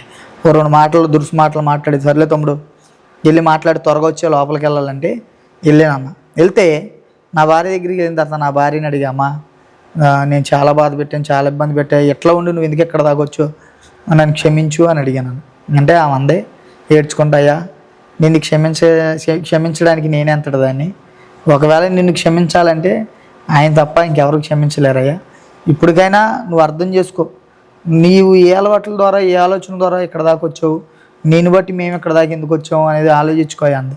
తర్వాత అడిగిందన్న, నువ్వు వెళ్ళిపోయి 6 నెలలు సంవత్సరంన్నర ఉంచుతారంట లోపల, నేను చూస్తే గర్భవతి, మా నాన్నగారికి షుగర్ బాగుంటలేదు, నా తమ్ముడు వ్యసనపరుడు అయిపోయాడు, మమ్మల్ని చూసేవాళ్ళు ఎవరు లేరు, ఏ రోజు మంచి ఆహారం తెచ్చినవాడు కాదు, మంచి పళ్ళు పలహారం తెచ్చినవాడు కాదు, మాకేం అర్థం కావట్లా, నీ స్నేహితులు ఎవరైనా ఉంటే కాస్త అంత విషయం తెప్పించు, మేము ఇంటికి లేదో ఒక ఆహారంలో కలుపుకొని తిని ప్రశాంతంగా చనిపోతాం, నువ్వు బయటకు వచ్చాక నీకు నచ్చినట్టు తిరిగానంటే ఒక గుండె బాగా తరుక్కుపోయిందన్న. ఇక తెలియని బాధ. నా కుమారుడు మొహం చూసినప్పుడు నాకేం తెలియట్లేదు. నా కుమారుడు చాలా ఎలా ఉంటాడంటే అన్న, తన కళ్ళు త్వరగా స్పీడ్గా పట్టుకోలేడు, ఇలా చిన్న చూపు చూసి నా ఇంక చూస్తుండే నా కుమారుడు మొహం చూసినప్పుడు నాకు ఏడుపు వచ్చిందన్న. అయ్యో నా కుమారుడిని నా తల్లిదండ్రులు నా భార్యని తీసుకొచ్చి ఇక్కడ దాకా తీసుకొచ్చానే అని చెప్పి ఆలోచన. తర్వాత మా అమ్మ దగ్గరికి వెళ్తా, మా అమ్మ అంది, అయ్యా దేవుడు నీకు చిన్నప్పుడే ప్రాణభిక్ష పెట్టాడు నాన్న, ఇవన్నీ వద్దు అంటే మా మాట కాకుండా చాలా దూరం వచ్చావు, ఇవన్నీ నేను ఇప్పుడే ఎక్కడ దాకా తీసుకొచ్చి నేను చూడయ్యా, నీకు అర్థం అవ్వట్లేదు, దేవుడు నీకు మంచి ప్రాణభిక్ష పెట్టినప్పుడు ఆ ప్రాణభిక్షను బట్టి దేవుని దగ్గర సంతోషించాల్సి నీవు లోకం, స్నేహితులంటూ, తీనుమారులంటూ, డబ్బు అంటూ, ఈ కొనాలంటూ బ్రతికావు, ఏముంది నాన్న ఇవన్నీ ఎక్కడ తీసుకొచ్చి చూడనా, కుల వ్యవస్థ అన్నావు, రాజకీయ నాయకులు అన్నావు, స్నేహితులు అన్నావు, వీళ్ళందరూ ఉన్నారు ఇప్పుడు అని చెప్పి మా అమ్మ ఏడుస్తున్నానా. అనే అమ్మ క్షమించి ఏమనుకోద్దానంటే మా అమ్మందయ్యా ఇప్పటికైనా నేను ఒక మాట చెప్తున్నా, ఇప్పటికైనా దేవుడు నిన్ను ఖచ్చితంగా క్షమిస్తాడు, దేవుడికి నువ్వు అంటే ఇష్టమయ్యా అంటది. మా అమ్మకి అది ఒక ప్రేమ ఆలోచన, దేవుడి మీద నమ్మకం, చచ్చిపోయిన కుమారుడిని బ్రతికిచ్చాడు కదా, ఇప్పటికైనా కుమారుడి మీద చాలా ప్రేమ ఉంటుంది దేవుడికి, కాబట్టి చాలా ప్రేమ కలిగిన వాడయ్యా, దేవుని వైపు చూడని నా తల్లి ఏడుస్తూ ఉందన్న. సరే అని చెప్పి నన్ను అక్కడి నుంచి తీసుకెళ్లారు, కోర్టులో తీసుకెళ్ళి కోర్టులో నిలబెట్టారు జడ్జి గారి దగ్గర. జడ్జి గారితో మాట్లాడాను, ఒక 20 నిమిషాలు నేను లోపలికి పిలుస్తా అన్నారు. బయటకు వచ్చానన్న. బయటకు వచ్చినప్పుడు ఒకసారి నా భార్యతో మాట్లాడదామని చెప్పి దగ్గరికి వెళ్ళి మాట్లాడుతాను. నా భార్య అంది, అయ్యా మరి ఏమన్నారు లోపలంటే, ఏదో జరుగుతుంది నాకు తెలియట్లేదు, ఇక్కడెక్కడ ఉంచారంట, నెల్లూరు ఎక్కడో ఖాళీగా ఉందంటే నెల్లూరులో వేస్తారంట అంటే, నూజివీడు నా ఒక స్నేహితుడు వచ్చాడన్న, అన్న నూజివీడులో వేయమని బ్రతున్నాడు, నూజివీడులో ఎత్తే ఒకవేళ పిల్లకి అందనుకో నేను దగ్గరకు వచ్చి చూసుకోవడానికి బాగుంటుంది, నూజివీడు అంటే మేము పర్మిషన్ తీసుకుంటాము అని అన్నారు. సర్లే అని చెప్పి వాళ్ళ మాట విని సైలెంట్గా ఉన్నాను. తర్వాత నా భార్య అంది, అయ్యా మరి అయ్యగారు నీ మీద చేసినప్పుడు నీ మరణ స్థితి కనిపించింది కదా, మరి ఈ విషయంలో కూడా దేవుని చిత్తం ఏమైందో కొంచెం తెలుసుకుందాం, ప్రార్థన చేయించుకోవాలి అన్నప్పుడు సరే అని చెప్పేసి ప్రార్థన రిక్వెస్ట్ చేశాను ఫోన్ చేసి. అన్నయ్య ఇలాగా నేను అన్నయ్య అంటూ అలవాటు అయిపోయింది. అన్నయ్య మరి ఇలా ఈ విధానంగా వచ్చానా అంటే, నానా దయచేసి నా మాటలు నువ్వు క్లారిటీగా విన్నానా అన్నాడు. అన్న ఏంటయ్యా అన్న, నువ్వు నీ ఆలోచనలను బట్టి, నీ క్రియలను బట్టి, నీ ప్రవర్తన బట్టి, నువ్వు ఎంచుకున్నటువంటి మార్గాన్ని బట్టి నువ్వు అక్కడ దాకా వెళ్ళు, నీకు అర్థమవుతుందా? అక్కడ ఎవరున్నారు? నీ తల్లిదండ్రులు ఉన్నారు, నీ భార్య నీ పిల్లలు ఉన్నారు, నిన్ను నమ్ముకున్న వాళ్ళు అక్కడ నిలబడిపోయి బలైపోయారు నాన్న. నేను ఒక్క మాట చెప్తాను నాన్న, కాబట్టి నీ హృదయపూర్వకంగా ఈ మాటని గమనించి అన్నాడు. ఏంటనే అన్న, ఒక తీర్మానం చేసుకో దేవునితో, ఎందుకంటే మందిరానికి వస్తున్నావు వెళ్ళిపోతున్నావు, మందిరానికి వచ్చి వెళ్తున్నావు కాబట్టి నీ గురించి దేవుడు నాకు తెలియజేశాడు కాబట్టి నేను చెప్పేది ఒకటే మాట, ఒక తీర్మానం చేసుకో దేవునితో. దేవుడు చాలా కృప కలిగిన వాడు నాన్న, దేవుడు చాలా ప్రేమ కలిగిన దేవుడు, దేవుడు ఆనాడు మన పితరుల్ని విడిపించిన దేవుడు. కాబట్టి ఒక తీర్మానం చేసుకో, తీర్మానం చేసుకొని నిలబడాను అన్నప్పుడు నాకు అర్థం కాలేదు తీర్మానం అంటే ఏంటి. తీర్మానం అనేటువంటి ఆలోచన ఏంటంటే, నా భార్య ఆ రోజు చెప్పిన మాట మళ్ళీ నాకు వెలిగింది. తీర్మానం అంటే నేను ఒక నిర్ణయం తీసుకోవాలి అన్నప్పుడు ఆయన చెప్పాడన్న, నేను ఒక వాక్యం నీకు తెలియచేస్తానన్న, ఆ వాక్యాన్ని బట్టి ఒక తీర్మానం చేసుకున్నప్పుడు తెలియచేయండి అయ్యగారు అన్నప్పుడు ఆయన తెలియజేశారన్న. సామెతల గ్రంథం నుంచి తీసి, అతిక్రియలను దాచిపెట్టుకున్నాడు వర్ధిల్లుడు కానీ వాటిని ఒప్పుకొని దేవుని ఎదుట విడిచిపెట్టేవాడు దేవుని కనికరాన్ని పొందుతాడనే మాట చెప్పడంతో, అతిక్రియలు అంటే నాలో ఇంకెన్నో ఉన్నాయి, నేను ఒప్పుకోవాలి, ఒక తీర్మానం చేసుకోవాలి. 71 మంది అన్న, అందరికీ ఆస్తి అంతస్తులు అన్నీ ఉన్నాయి, నా దగ్గర ఇంకేం లేవు, అడుక్కుంటాం. చెప్పిన వైన్ షాపుల దగ్గర కూర్చొని 50-100 అడుక్కుంటూ మొదలెట్టే కదా, ఇంకేం లేవు. ఇక ఏమని చేసుకున్నా అంటే, అయ్యా ఈ 70 మంది లోపల ఉన్నారు, ఒక్కడే నేను బయట ఉన్నా, 70 మంది లోపల పెట్టేశారు, ఒక్కనే ఉన్నా. మరి నాకైతే నెల్లూరు ఎక్కడ వేస్తారంట, మరి నాకు అర్థం కావట్లా. ఒకవేళ ఛాన్స్ కుదిరితే నేను నా భార్య వెళ్ళి నువ్వు చూడేమని అడుగుతాం. కానీ నేను ఒక మాట అడుగుతున్నాను, అయ్యా 70 మందికి జరగని కార్యం, నా తల్లి చూస్తే నా తల్లి ఎలా అంది, నా భార్య చూస్తే నా భార్య ఎలా అంది, సేవకులు చూస్తే సేవకులు ఎలా అన్నారు, నుంచొని అక్కడే నుంచొని ప్రార్థన చేసుకుంటున్నాను. అయితే ఈ 70 మందికి అన్నీ ఉన్నా నా దగ్గర అయితే ఏమి లేవన్నా, నేను నుంచొని అనుకుంటున్నాను. సరే ఒక తీర్మానం చేసుకోమని సేవకులు అన్నారుగా అన్నప్పుడు, అయ్యా లోపల 70 మంది ఉన్నారు, 71వ వాడిని నేనే బయట ఉన్నా. మరి కోర్టుకాడ తీసుకొచ్చారు, కోర్టుకాడ ఏ తీర్మానం జరుగుతుందో లోపల ఏం జరుగుతుందో నాకు తెలియదు. నా తల్లిదండ్రులు ఇలా మాట్లాడుతున్నారు, నా భార్య ఇలా మాట్లాడుతుంది, మా సేవకులు ఇలా మాట్లాడుతున్నారు. అయితే నా పైన కనికరాన్ని చూపు ప్రభా, ఒకవేళ ఈ 71 మందిలోంచి నన్ను బయటికి విడిపిస్తే నేను నీ పాత్రగా వాడబడతానయ్యా, నీ కొరకే బ్రతకాలనుకుంటున్నా. మరి పరిశుద్ధ గ్రంథంలో కొన్నిసార్లు కొన్ని సేవకుల నోటి ద్వారా నా మాటల ప్రకారమే బ్రతుకుట క్రీస్తే చావైతే అది నాకు లాభమైనటువంటి మాటనే ఆ రోజు నా హృదయపూర్వకంగా అడిగినన్న. ఒకవేళ నేను బ్రతుకున్నానంటే నీ కృపే, ఒకవేళ నేను మరణించానంటే కూడా నీ కృపే. ఇక్కడ నుంచి నన్ను విడిపించు ప్రభా, నీ పాత్రగా నేను బ్రతుకుతా, విశ్వాసంతో ప్రార్థిస్తున్నానయ్యా, నా ప్రార్థన ఆలకించు. నా భార్య నేను ప్రార్థించినప్పుడు మా పట్ల ఎన్నో మేలు చేసావు, ఈ ప్రార్థన కూడా ఆలకించి నా పట్ల ఒక మేలు చేయి ప్రభా, నా మేలు ఇక జీవితాంతం నీతోనే బ్రతకాలి ప్రభా అని ఒక తీర్మానం చేసుకున్నాను. 2 hours తర్వాత 2 గంటల తర్వాత లోపలికి పిలిచి జడ్జి గారు, ఈ 70 మందికి నీకు సంబంధం లేదు, బయటికి వెళ్ళిపో అని చెప్పి పంపించేశారు. అప్పుడు ఆ కోర్టులోంచి బయటకు వచ్చి, ఆ కోర్టు గుమ్మం దగ్గరకు వచ్చాక బయటకు వచ్చి చూశానన్న, చూడండి అన్న, రాజకీయ నాయకులు నమ్ముకున్నా, పార్టీ వ్యవస్థలు నమ్ముకున్నా, కుల వ్యవస్థలు నమ్ముకున్నా, మనుషుల పైన ఆధారపడి బ్రతిగా, స్నేహితులు అనుకుంటా తిరిగా, డబ్బు అంటూ తిరిగా, కార్లు అంటూ తిరిగా, బంగారం అంటూ తిరిగా, కానీ బయట ఏం కనిపించట్లేదన్న. అక్కడ బయట కనిపించేది ఎవరో తెలుసా? నువ్వు ఎంతటి మూర్ఖుడువైనా, ఎంత పాపివైనా, నువ్వెంత వ్యసనపరుడివైనా, 9 మాసాలు మోసి కని పెంచాను కాబట్టి నువ్వు నా కుమారుడివి అని అంటూ నా తల్లిదండ్రులు కనబడుతున్నారన్న. తర్వాత నా భార్య తీసుకున్నటువంటి తీర్మానం, నా భార్య చేసినటువంటి ప్రమాణాన్ని నా భార్య జ్ఞాపకం చేసుకున్నట్లుగానే నేను జ్ఞాపకం చేసుకున్నా. కష్టమైన, దుఃఖమైన, ఆరోగ్యమైన, అనారోగ్యమైన జీవితకాలం అంతా నీతో తోడుంటానని ప్రమాణం చేసిన నా భార్య, నా పిల్లోడు కనబడుతున్నాడు అన్న. బయటకు వచ్చి చూస్తే ఎవరు లేరన్న. అప్పుడు అనుకున్నాను వీళ్ళందరూ వ్యర్థమైన వ్యక్తులని. ఆ రోజు ఆ యంత్రాంగం శబ్దం ద్వారా వినబడ్డ మాట మళ్ళీ జ్ఞాపకం చేసుకున్నా. నువ్వు ఎవరినైతే నమ్ముకొని బ్రతుకుతున్నావు వారందరూ నిన్ను హేళన చేస్తారంటే కనబడింది. నువ్వు ఎవరినైతే నమ్ముకొని బ్రతుకుతున్నావు వాళ్ళందరూ నిన్ను అవమానపడతారంటే అక్కడ ఆల్రెడీ అవమానకరం కనబడుతుంది. మనుషులపైన ఆధారపడి బ్రతికిన వాడి జీవితం నాశనమేనని లేఖనాలు సెలవిచ్చినాను. దేవుడిని ఆశ్రయించిన వాడి జీవితం ఆశీర్వాదకరం అన్నట్టుగానే నేను ఆ రోజు మనుషులపైన అప్పుడు దాకా ఆధారపడ్డా. నేనేం చేశాను అంటే మనుషులు విడిచిపెట్టేశానన్న. దేవుని పైన ఆధారపడ్డా. నా అతిక్రియలను దాచుకోలేదు. నా అతిక్రియలను దాచుకోకుండా హృదయపూర్వకంగా ఒప్పుకున్నా. నా పట్ల మేలు చేయని నేను ఎప్పుడైతే ప్రార్థించి అడిగానో ప్రార్థనకు తగ్గ ప్రతిఫలాన్ని దేవుడు దయచేసి నన్ను అక్కడి నుంచి విడిపించాడు. అక్కడి నుంచి నా భార్య నా పిల్లల్ని తీసుకొని ఇంటికి వచ్చేసానన్న. ఇంటికి వచ్చేసిన తర్వాత ఇంటికాడ కొద్ది రోజులు సంతోషంగా గడుపుతూ ఉండగా అన్ఎక్స్పెక్టెడ్గా నా భార్యకి కడుపులో నొప్పి రావడంతో హాస్పిటల్కి తీసుకెళ్ళాను. హాస్పిటల్కి తీసుకెళ్తే హాస్పిటల్లో నాకంటే ముందుగా నా భార్యని అంబులెన్స్ ఎక్కించి మా మావిని అంబులెన్స్ ఎక్కించి పంపించి ఎనమాల బండి వేసుకొని వెళ్తా ఉండగా అక్కడికి వెళ్ళేసరికి నా భార్య కంది అని దారి మధ్యలో ఉండగా నాకు ఫోన్ చేసి, అయ్యా పిల్ల కందగాని పిల్ల పొజిషన్ ఏం బాగాలేదు, పిల్ల పొజిషన్ చాలా సీరియస్గా ఉంది, పిల్ల బ్రతకదు అంటే నా భార్య అని. కుమార్తె పుట్టిన పిల్ల బాగానే ఉందన్న, ఆడపిల్ల పుట్టింది చూడండి. నేను ఆడపిల్లని పుడితే మారుతానన్నాను కానీ మార్పునిచ్చి నాకు ఆడపిల్లనిచ్చాడు దేవుడు. ఎందుకంటే సమాజం కాకుల్లో మాట్లాడిద్దాను, ఈడ ఆడపిల్ల పుట్టింది కాబట్టి మారాడు అంటారని ఆ మాటని దేవుడు అక్కడ ఏం చేసాడు పక్కకు తొలగించి మార్పునిచ్చి ఆడపిల్లనిచ్చాడు అన్న. అంతే. అయితే వెళ్ళేసరికి నా భార్య పొజిషన్ బాగాలేదు, చాలా సీరియస్గా ఉంది, బ్రతకదాని అన్నప్పుడు నేను బయటకు వచ్చి ఒక్కనే నుంచి నేర్చుకున్నానన్న.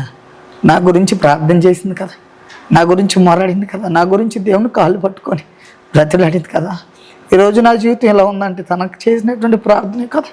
మరి ఈ ప్రార్థనకు తగ్గ ప్రతిఫలం దేవుడా నా భార్యను బ్రతికిచ్చాయని చాలాగా ఏడ్చాను. బయట నుంచి ఒక్కడి నుంచి ఏడ్చుకున్నా, అయ్యా నా భార్యను బ్రతికిచ్చు, నా భార్య ఉంటేనే నేను తెలుసుకున్నాను, నా భార్య ప్రార్థన వల్లేనయ్యా నేను తెలుసుకున్నాను, నా భార్య తెలియజేయడం బట్టేనయ్యా నేను తెలుసుకున్నాను. నా భార్యను బ్రతికిచ్చాయంటే ఆ యాజమాన్యం ఆయనకి ఫోన్ చేసి, అయ్యా నా స్నేహితుడు వచ్చాడు, తన భార్యకు బాగాలేదంట, బ్రతకదని అంటున్నారంట, కొంచెం చూడన్నానంటే ఆ నూజుడి హాస్పిటల్కి సంబంధించిన హెడ్కి ఫోన్ చేశాడు అన్న. ఆయన వెంటనే ఏం చేశాడంటే కొన్ని ఇంజక్షన్లు రాపించి తీసుకొచ్చి ఇంజక్షన్ చేస్తే 4 hours తర్వాత నా భార్య మెలుకొందన్న. మెలుకున్నప్పుడు ధైర్యంగా నిలబడి, అయ్యా నీకు నేను ఎల్లప్పుడూ కృతజ్ఞుడై ఉంటానయ్యా, నా భార్యను బ్రతికించావు, మా ఇద్దరిని నీ సేవలో వాడుకోయా, నీ పరిచర్యలో వాడుకోయా, మా పట్ల ఎన్నో మేలు చేస్తున్నావు కాబట్టి మేము బ్రతికేమంటే నీ కృపలోనే ప్రభా, ఒకవేళ మరణించినా కానీ అది నీ కృపలోనే నేను అనుకుంటాను ప్రభా అని సంతోషంగా ఉన్నా అన్న. పాపని పిల్లల్ని తీసుకొని నా భార్యని తీసుకొని నా కుమార్తెని తీసుకొని సంతోషంగా ఇంటికి వచ్చాం. కొద్ది రోజులు గడుపుతూ ఉండగా ఆకలేస్తుంది అన్న. డబ్బులు లేవు, రక్షణ తీసుకోవాలనే ఆలోచన. రక్షణ తీసుకుందామని చెప్పి వెళ్ళి నా భార్యని అడిగానన్న, రక్షణ తీసుకోవాలి, రక్షణ తీసుకోవడం వల్ల దేవుని కాపుదల ఉంటుందంట. చాలా మందికి తెలియదు అన్న రక్షణ అంటే ఏంటని. అయితే ఈ రక్షణ అనే దాని గురించి నేను తెలుసుకోవాలని చాలా ఆరాటపడిపోయాను. రక్షణ బాప్తీసం అంటే ఎవరైనా తెలుసు, బాప్తీసం రక్షణ అంటే ఇది, బాప్తీసం రక్షణకి విలువేంటి అని చెప్పి కొద్ది రోజులు మా ఆత్మీయ తండ్రికి అడిగాను, అన్న మరి ఇలా తీసుకోవాలనుకున్నానా, రక్షణ విలువ నేను నీకు చెప్తాను. ఇప్పుడు రక్షణ అనేది ఏంటంటే దేవుడు ఇచ్చేటువంటి కాపుదల, భద్రత. ఆయన ఒక కంచె వేస్తాడు, ఆ కంచెలో నువ్వు క్షేమంగా ఉన్నట్లు. దాని నిమిత్తం నేను ఆ క్షేమంగా ఉండాలి అనేటువంటి ఆలోచన తీర్మానం నువ్వు చేసుకున్నప్పుడు దేవుడు తెలియజేసే దాన్ని బట్టి నీకు రక్షణ మేము ఇవ్వడం సిద్ధంగా ఉంటుంది అన్నప్పుడు ఎలాగంటే కొద్ది రోజులు దేవునితో సహవాసం చేయి. ఇంకా నువ్వు క్రూరత్వంలో మునిగిపోయావు కదా, అప్పటికప్పుడే పాపాన్ని ఒప్పుకున్నావు అంటే పాపం పోదు. ఇంకా నీ ఆలోచనలు పరిశుద్ధ లేఖనం ఏమని సెలవిచ్చిందంటే మానవుని తలంపులు చెడ్డవి కాబట్టి మన తలంపులు మనల్ని ఎలాగైనా చెదరగొడతాయి. నీ తలంపులు చెడిపోకుండా దేవుడిని అడుగు. తర్వాత దేవుడు ఏమడుతుందంటే హృదయ శుద్ధి గలవారు ధన్యులు. హృదయాన్ని శుద్ధి చేసుకో, పైన కాదు నాన్న. కాబట్టి లోపలికి వెళ్ళి దేవుని మందిరానికి వెళ్ళు, మందిరంలో ప్రార్థన చేసుకో. మధ్యాహ్నం పొద్దున్నే 2 గంటలు, మధ్యాహ్నం 2 గంటలు, సాయంత్రం 2 గంటలు వెళ్ళి దేవునితో గడుపు. దేవుడు మాకు తెలియజేసి దాన్ని బట్టి నీకు రక్షణ ఇవ్వడం మొదలైద్ది. అంటే కొద్ది రోజులు దేవునితో సహవాసం చేశాను అన్న. మార్నింగ్ 2 గంటలు, మధ్యాహ్నం 2 గంటలు, ఈవినింగ్ 2 గంటలు. ఈ 2 గంటలు నేనేం చేశానంటే నేను చేసిన ప్రతి పాపాన్ని ఒప్పుకున్నా. మందిరంలో సేవకులను గెక్కరించి వెళ్ళిపోయింది, నా తల్లిదండ్రులని హేళనగా మాట్లాడింది, నా భార్యని హింసించింది, నేను నా శరీరం ద్వారా ఎన్నో రకాలుగా పాపాలు చేసింది, మనుషులపైన ఆధారపడి ఎన్నో తప్పులు చేసిన అన్నీ ప్రతిదీ ఒప్పుకొని ప్రభా నాలో స్థిరమైన నిలకడ నాకు కలుగు చేయి, నీ రక్షణ నాకు కలుగు చేయి, నీ రక్షణ అనుభవంలో నేను సంతోషం గడపాలనుకుంటున్నాను అన్నప్పుడు మా ఆత్మీయ తల్లిదండ్రులకి, మా అమ్మగారికి దేవుడు దర్శనం తెలియజేసిన కుమారుడికి సిద్ధంగా నా కాడు మోయుటకు సిద్ధంగా ఉన్నాడు, ఆయనకి రక్షణ అనేటువంటి వస్త్రాన్ని ధరించండి అని తెలియజేసినప్పుడు ఏప్రిల్ 20వ తారీఖున ఉదయం 9:29 ఈస్టర్ రోజునన్న రక్షణకి సిద్ధంగా ఉన్నామంటే రక్షణకి సిద్ధంగా ఉన్నాను. వస్త్రం కొనుక్కుంటా కూడా నా దగ్గర డబ్బులు లేవన్న. మా పెద్ద అక్క గారు మొదటి నుంచి ఆత్మీయ జీవితంలో ఎదిగినటువంటి వ్యక్తి. మా అక్క వాళ్ళ గురించి చెప్పలేదు, కానీ మా అక్క వాళ్ళు అలా ఉండి కూడా చాలా మార్లు నాకు చేతి వాళ్ళ ఫోన్లు బ్లాక్లో పెట్టి ఉన్నాను. ఓకే. అయితే ఆ రోజు మా పెద్దక్క తెల్లటి వస్త్రాలు తీసుకొచ్చారు. రక్షణ తీసుకున్న ముందర బాప్తిసం తొట్టి దగ్గర తీసుకెళ్ళి మా ఆత్మీయ తండ్రి అక్కడ క్వశ్చన్ చేస్తారన్న. ఈరోజు ఆత్మీయ తండ్రి అని చెప్పగలుగుతున్నానా? ఆ రోజు అన్నానేమని ఆయన అన్నాడు, నాన్న రక్షణకి విలువేంటో తెలుసా అంటే, అయ్యా మరి మీరు చెప్పిన విధానంగా నేను ఎట్లా అడిగాను, రక్షణ విలువ అంటే దేవుని కాపుదల్లో నేను బ్రతుకున్నాను. దేవుని కాపుదల్లో బ్రతకాలంటే మనలో ఏమి ఉండకూడదు, పాపం ఉండకూడదు అయ్యా, మనలో ఏమి ఉండకూడదు, లోకానికి మనం వేరే ఉండాలయ్యా, లోక సంబంధమైనటువంటి వాటికి మనం దూరంగా ఉండాలయ్యా, దేవుని వెతికేవారుగా ఉండాలి, పాపం అనేటువంటి చీకటి అనేటువంటి ఆలోచన మనం బ్రతకూడదని మీరు నాకు చెప్పినట్లుగానే నేను తీర్మానం తీసుకున్నాయంటే, నిజమైన రక్షకుడు ఆయనేనని, నీ పట్ల సర్వాధికారం కలిగిన దేవుడని నీ హృదయపూర్వకంగా అంగీకరిస్తున్నావు అన్నప్పుడు అంగీకరిస్తున్నానన్న. రక్షణ బాప్తీసం ఇచ్చిన తర్వాత ఇప్పుడు దాకా నువ్వు పడ్డ శ్రమలేమి శ్రమలు కాదు కదా నాన్న, ఇప్పుడు నుంచి అపవాది నేను శోధిస్తూ ఉంటుంది. ఎందుకంటే ఇప్పుడు దేవునికి ఇష్టమైన పాత్రగా నువ్వు ఉన్నావు కదా, దేవునికి ఇష్టడుగా నువ్వు రక్షణ అనేటువంటి బాప్తీసాన్ని పొందుకున్నావు కదా, ఇప్పుడు దేవునితో అనుబంధం ఉన్నావు కాబట్టి అపవాది నిన్ను హింసిస్తూ ఉంటుంది, బాధ పెడుతూ ఉంటుంది. ఆ బాధలో ఇట్లన్నిటిని బట్టి నువ్వు ఏం చేయాలంటే ప్రార్థన చేసుకోవాలని తెలియచేసి ఇచ్చారన్న. ఇక ఆత్మీయంగా దేవుళ్ళు అలా ఎదుగుతూ ఉన్నానన్న. నేను ఆకలి వేసిందని చెప్పే కదా, ఇలా వస్తూ ఉండగా అందరూ యేసు ప్రభు మాలలు వేసుకుని ఉన్నారన్న. మా ప్రాంతం మొత్తం 41 days వేసుకున్నారు కదా. ఎంతమంది ఉన్నారు అంతమంది గృహాల దగ్గర భోజనాలు పెట్టడం మొదలెట్టారు. ఇంటికాడే ఉంటున్నా, బయటికి వెళ్తే లోకంలో చెడిపోతానేమో. తర్వాత ఇంట్లో చూస్తే ఇంట్లో పరిస్థితి బాగల, నా భార్య కని పిల్లనే ఉంది, కుమారుడు ఉన్నాడు, నేనున్నాం, మా మామయ్య ఉన్నారు. ఇక మా పరిస్థితి అర్థం అవట్లేదు అన్న. చేతిలో రూపాయి లేదు, తీనిమర్లు కొడితే డబ్బులు సంపాదించామని. తీనిమర్ల సీజన్ వచ్చేసింది అప్పుడే. మళ్ళీ దాని మీద ఆశ కలుగుతుంది, ఆలోచన కలుగుతుంది. మళ్ళీ ఆగిపోయినా అన్న. ఇంటికాడ ఉన్నా, మా భార్య ఎక్కడికి వెళ్ళొద్దా, ఇంటికాడ ఉండాలి. మా బామర్ది ఉంటే మా బామర్దులకి ఫోన్ చేసి, మా బామర్దికి ఫోన్ చేసి, అయ్యా కొంచెం డబ్బులు ఎవరా, ఒక 2,000 ఎవరా, 3,000 ఎవరు అంటే, ఆ లారీకి వెళ్ళిన డబ్బులు కొంత ఇస్తే ఆ కొంత బట్టి ఇంట్లోనే గడుపుతూ వచ్చేవాళ్ళన్న. కొన్ని రోజులుగా ఇచ్చాడు, కొన్ని రోజుల తర్వాత ఎవరైనా కానీ ఎంతట్లో ఆవిడైనా 4 రోజులు పెడతారు, 5వ రోజునే ఆడి భారంగా తీసుకున్నట్లుగానే. అయితే ఈ పరిస్థితి మొత్తం కోల్పోయిందన్న. ప్రార్థన చేసుకుంటున్నాను, దేవుడిని గోజాడుతున్నాను, స్థితిగతులు మొత్తం కోల్పోయాయి. అవన్నీ వదిలేసుకున్నాక ఇక్కడ స్థితి ఏమైపోతుందంటే ఆర్థిక సమస్య వచ్చేసింది మీదకి. డబ్బు లేదు, నా భార్యకి కడుపు నుండి భోజనం పెట్టాలి, నా పిల్లోడికి పెట్టాలి, నేను తినాలి, రూపాయి లేదన్న. కొన్ని సందర్భాల్లో జంక్షన్లో ఏదైనా పని చేద్దామని వెళ్తే మళ్ళీ మనుషులు మాటలో సిగరెట్ కాల్చి నా ముందలో ఊదడం, ముందు తాగి ఆ ముందు వాసన తగలడం, మళ్ళీ నా హృదయం అయిపోతుంది, ఊరట పడిపోతుంది. అయితే అక్కడి నుంచి జంక్షన్ నుంచి పారిపోయి వచ్చాను అన్నయ్య. దయ్యమ్మో ఇవన్నీ వద్దని చెప్పి అక్కడ నుంచి వేరే వాళ్ళు బండి ఎక్కి లిఫ్ట్ అడిగి ఇంటికి వచ్చేసాను అన్న. ఇంటికి వచ్చిన తర్వాత ఈ 41 రోజు ప్రార్థనలు పెట్టుకుంటున్నారు, ఇంటి దగ్గర ప్రార్థనలు పెట్టుకొని అందరూ భోజనాలు పెడుతున్నారన్న. సిగ్గు విడిచిపెట్టానన్న. ఆ రోజు నేను ఇంట్లో కూర్చొని ఆలోచించుకుంటూ ఉండగా ప్రార్థనకి వెళ్దాం, ప్రార్థనలో వాక్యం వచ్చింది విందాం, ప్రార్థన తర్వాత భోజనాలు పెడతారు. ఇంట్లో డబ్బులు లేవన్నా, రూపాయి బిల్ల లేదు. నా భార్యకి నా కుమారుడికి వాళ్ళని పోషించాలి. నేను వాళ్ళని పోషించాలంటే మనం ఏదో ఒకటి చేయాలి. చేతకి బయటికి వెళ్తేనేమో మనుషులందరూ ఇలా ఉన్నారు అని చెప్పేసి ప్రార్థనకి వెళ్తాం మొదలెట్టాను. ప్రార్థనకి వెళ్తే ప్రార్థన అయిపోయిన తర్వాత భోజనాలు పెట్టేవాళ్ళు. భోజనాలు పెడుతుంటే వాళ్ళ దగ్గరికి వెళ్ళి 2 ప్లేట్లు, నా కుమారుడిని కూడా తీసుకెళ్ళి అలా భోజనం పెడుతుంటే 2 ప్లేట్లు పట్టుకొని 2 ప్లేట్లో భోజనం పెట్టుకొని తీసుకొచ్చి ఇంటికాడ అర్ధరాత్రుల్లో 11, 10:30, 11 ప్రార్థనలు వేసరికి 11, 12 అయ్యింది. ఇంటికి వచ్చి ఆ టైంలో లేపి నా కుమారుడు, నేను, నా భార్య తింటూ ఉండేవాళ్ళం. తినేసిన తర్వాత ఒక్కనే ఇంట్లో కూర్చొని ఏడ్చుకుంటూ ఉండేవాన్నాను. ఏంటయ్యా ఇదేనా మా బ్రతుకు, ఇదేనా మా జీవితం, ఇంకింతేనా, మా పరిస్థితిని మార్చవా, మా స్థితిని మార్చవని ఏడ్చేవానన్న. అర్ధరాత్రులు కూడా లేచి ఉలుక్కుబడి నా పిల్లలకి, నా భార్యకి ఏదో చేయాలి, ఏదో సంపాదించాలి, ఇన్నాళ్ళు సంపాదించే, ఇన్నాళ్ళు ఇన్ని చేశా, మరి ఈరోజు ఏమీ లేదు, వీళ్ళ గురించి ఏదో రకంగా నా ఒళ్ళుని నిలగొట్టుకోవాలి, నా ఒళ్ళు నిలగొట్టుకుని ఏదో కష్టం తెచ్చి పోషించాలని ఎదురు చూస్తా ఉన్నాను. ఒక రాత్రి నా భార్య నేను మోకరించి ఏడ్చుకుంటా, ఇద్దరు మాట ఎదురుబదురు అనుకున్నాను. ఏమో మరి మనకేమో తిండికి కూడా డబ్బులు లేవు, మన పరిస్థితి ఏంటంటే, అయ్యా ప్రార్థన చేసుకుందాం, అయ్యా దేవుడు మన పట్ల కార్యం చేస్తాడంటే, ఒక రాత్రి మేము ఇద్దరు మోకరించి ప్రార్థన చేసుకున్నాను. తెల్లవారుజామున 6:30కు వచ్చి మా గుమ్మాన్ని తట్టి ఒక మనిషి వెళ్ళిపోయారన్న. నా గుమ్మాన్ని తట్టి మనిషి వెళ్ళిపోయారండి అని చెప్పేసి పొద్దున్నే అమ్మ ఎవరో వచ్చినట్టున్నారు, ఒకసారి బయటికి వెళ్ళంటే నా భార్య బయటకు వచ్చి ఆ రోజు మేము అడిగాం మాకు ఏదో ఒకటి సమకూర్చని అడిగాం కదా, ఆ రాత్రి మా పరిస్థితి ఏంటి అని అడిగాం కదా. గుమ్మాన్ని తట్టంగానే బయటకు వచ్చి నా భార్య చూస్తే కుర్చీలో మాంసాహారం, పచ్చి మాంసం 10,000 రూపాయలు డబ్బులు పెట్టి గుట్టగా వెళ్ళిపోయారు. వెళ్ళిపోతే లోపలికి వచ్చి నా భార్య నేను ఎదురుగా కూర్చొని ఏడ్చుకుంటున్నాను, ఎవరని.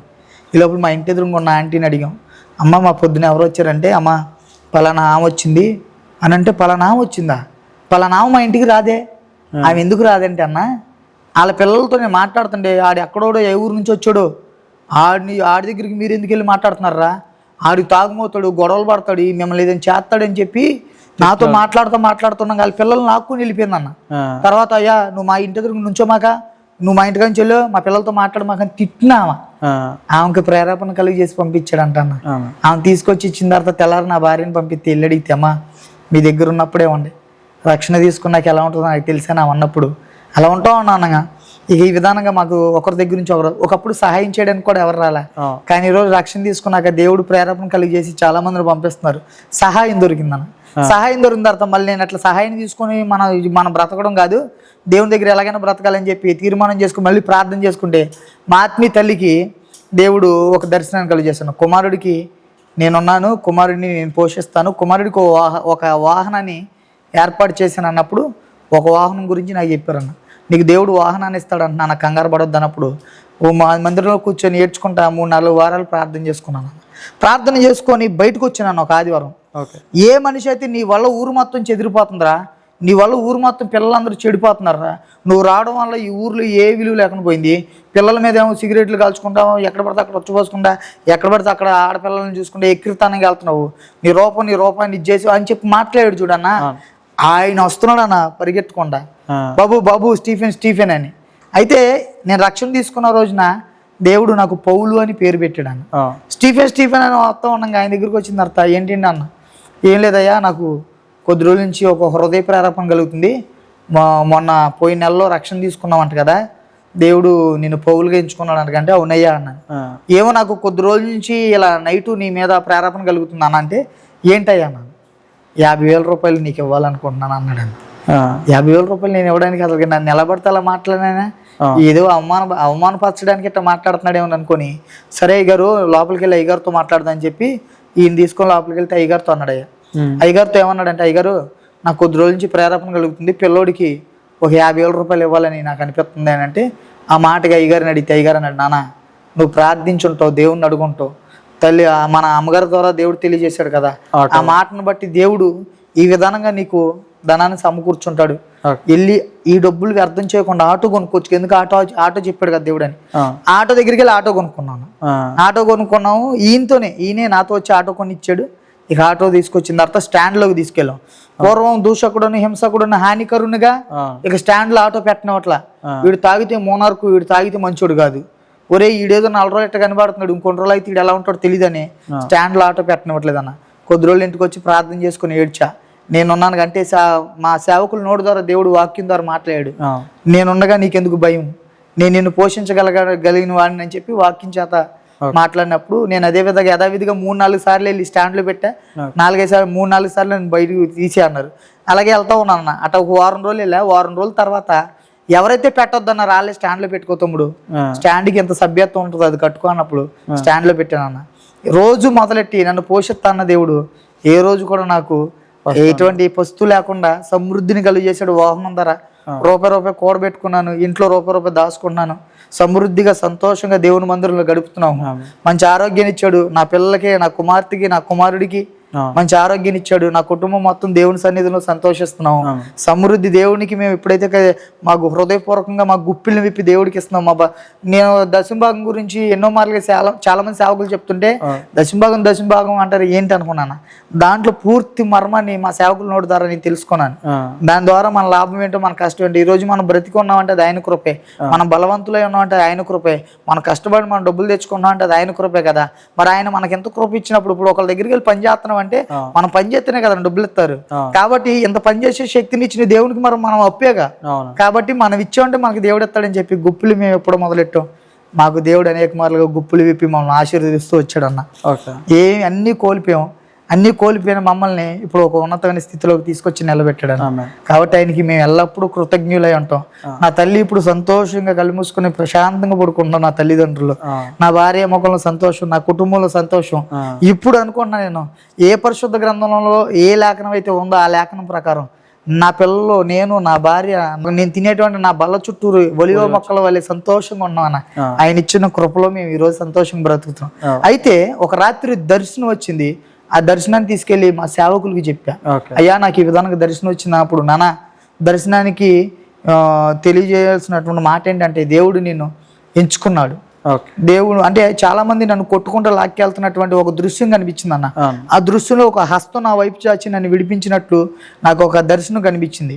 ఆ దర్శనాన్ని తీసుకెళ్లి చెప్పినప్పుడు ఆ దర్శనానికి నిదర్శనం ఏమని చెప్పారంటే మా ఆత్మీయ తల్లిదండ్రులు, నాన్న దేవుడు నేను అనేక చోట్ల వాడుకోబోతున్నాడు, నిన్ను చీకటి నుంచి విడిపించాడు, నీ మీద రావాల్సినటువంటి నిందల నుంచి దేవుడు నిన్ను విడిపించాడు, కాబట్టి ఆయన సాక్షిగా నువ్వు బ్రతకాలంట, ఆయన కొరకు నువ్వు పని చేయాలంట, కాబట్టి నేను ఒక పాత్రగా ఆయన ఎంచుకున్నాడు, కాబట్టి నీ జీవిత సాక్ష్యం ఏంటో అనేది నీ తల్లిదండ్రులు తెలుసుకో, నీ బాల్యం ఏంటో, నువ్వు ఎదిగినటువంటి స్థితి ఏంటో, నువ్వు తర్వాత నీ యవ్వనం వచ్చేసరికి నువ్వు ఏ స్థితిలో ఎదిగావు అన్నీ నీకు తెలుసు కదా, ప్రతిదీ తెలుసుకో, దేవుని సాక్షిగా బ్రతుకు, దేవుని కొరకు పని చేయి, చనిపోనైనా చనిపో కానీ దేవుని విషయంలోనే చనిపో. బ్రతుకుట క్రీస్తే చావైతే నాకు మేలని ఆ రోజు నువ్వు నిర్ణయం తీసుకున్నట్లుగానే బ్రతుకనంటే అదే బ్రతుకుని బట్టి బ్రతుకుతూ వచ్చినాన్న. ఎక్కడా కూడా నన్ను దేవుడు తొట్టిరెళ్ళనివ్వలేదు. లోకంలో కలిగినటువంటి ఈ వ్యసనాలను కూడా ఎక్కడ నన్ను మళ్ళీ తిరిగి వెనక్కి తిరిగి చూడకుండా, కుక్క ఎలాగైతే వాంతు కక్కుని తిరిగి వెనక్కి చూసి అలా నన్ను చూడనీయకుండా దేవుడు నిలబెట్టుకున్నాడు, ఆయన పాత్ర వాడుకున్నాడు. మీలాంటి సేవకులు పిలిచి బ్రదర్ మీ సాక్ష్యం మా ప్రాంతంలో కావాలన్నప్పుడు దేవుని చిత్తాన్ని తెలుసుకొని ప్రార్థన చేసుకొని వెళ్ళి నా జీవిత సాక్ష్యాన్ని మీతో ఇప్పుడు ఎలా అయితే పంచుకున్నానో అలాగ పంచుకొని దేవుని చిత్తాన్ని నెరవేర్చాలి, ఆయన నాకు ఇచ్చినటువంటి భారాన్ని, ఆయన నాకు ఇచ్చినటువంటి బాధ్యతని నేను నెరవేర్చాలనేటువంటి విధానంలో ఆయన కొరకు పరిగెడతా వచ్చానన్న. అదే నా జీవితం అన్న. ఈ కాలంలో దేవునికి సన్నిహితంగా ఉండాలంటే మీరేం చేస్తున్నారు? ఈ కాలంలో దేవునికి సన్నిహితంగా ఉండాలంటే అన్న నిందలు, అవమానాలు, బాధలు, బాధ్యతలు అన్నీ వస్తాయి మనుషులు అన్న తర్వాత. వీటిలన్నిటిని ఎదుర్కొంటూ దేవునికి సన్నిహితం ఉండాలంటే ప్రార్థన అనుభవం ఉండాలి. మొట్టమొదటిగా ఏదో సాధించాలి, ఏదో సంపాదించాలి అనేటువంటి ఆలోచన కాదు, కానీ ఏదో సాధించాలి, ఏదో సంపాదించాలంటే కూడా అది దేవుడిచ్చే కృపను బట్టి పొందుకోవాలి. కాబట్టి ఇది పొందుకోవాలంటే ప్రార్థన అనుభవం ఉండాలి. మెయిన్ ప్రార్థన అనుభవంతోనే దేవుళ్ళో ఎదగాలి, దేవుని కృపను పొందుకోవాలి. మీరు ఆటో నడుపుతున్నారని మీరు చెప్పారు కదా సాక్ష్యం. అవునండి. మీరు ఖాళీ సమయంలో ఏం చేస్తూ ఉంటారు? ఆటో నడిపే ఖాళీ సమయంలో మా ఆత్మీయ తండ్రి ఆదివారం బోధించే బోధన ఉంటుంది కదా, వీలైతే ఆ లేఖనాలను తీసి పరిశోధించుకుంటూ ఉంటాను, ధ్యానిస్తూ ఉంటా. సమయం కుదిరితే నేను కొన్ని మీడియాస్ ఉంటాయన్న సోషల్ మీడియాలో, ఆ సోషల్ మీడియాలో దేవునికి మన క్రీస్తుకు సంబంధించినటువంటి సోషల్ మీడియాలో ఓపెన్ చేసి కొన్ని అధ్యాయాలు కనిపిస్తే ఆ అధ్యాయాలని చూసుకొని వాటిని చదువుకుంటూ ధ్యానిస్తూ ఉంటానన్న. ఇక సమయం నా సమయం వస్తే నా కిరాయికి నేను వెళ్ళిపోతానన్నా. ఇక కిరాయిని బట్టి దేవుడు ఇచ్చేటువంటి ఆ ధనాన్ని పట్టుకొని నేను ఇంటికి వెళ్ళిపోయి ప్రార్థన చేసుకుని సాయంత్రం నా కుటుంబంతో సంతోషంగా గడుపుతూ ఉంటాను.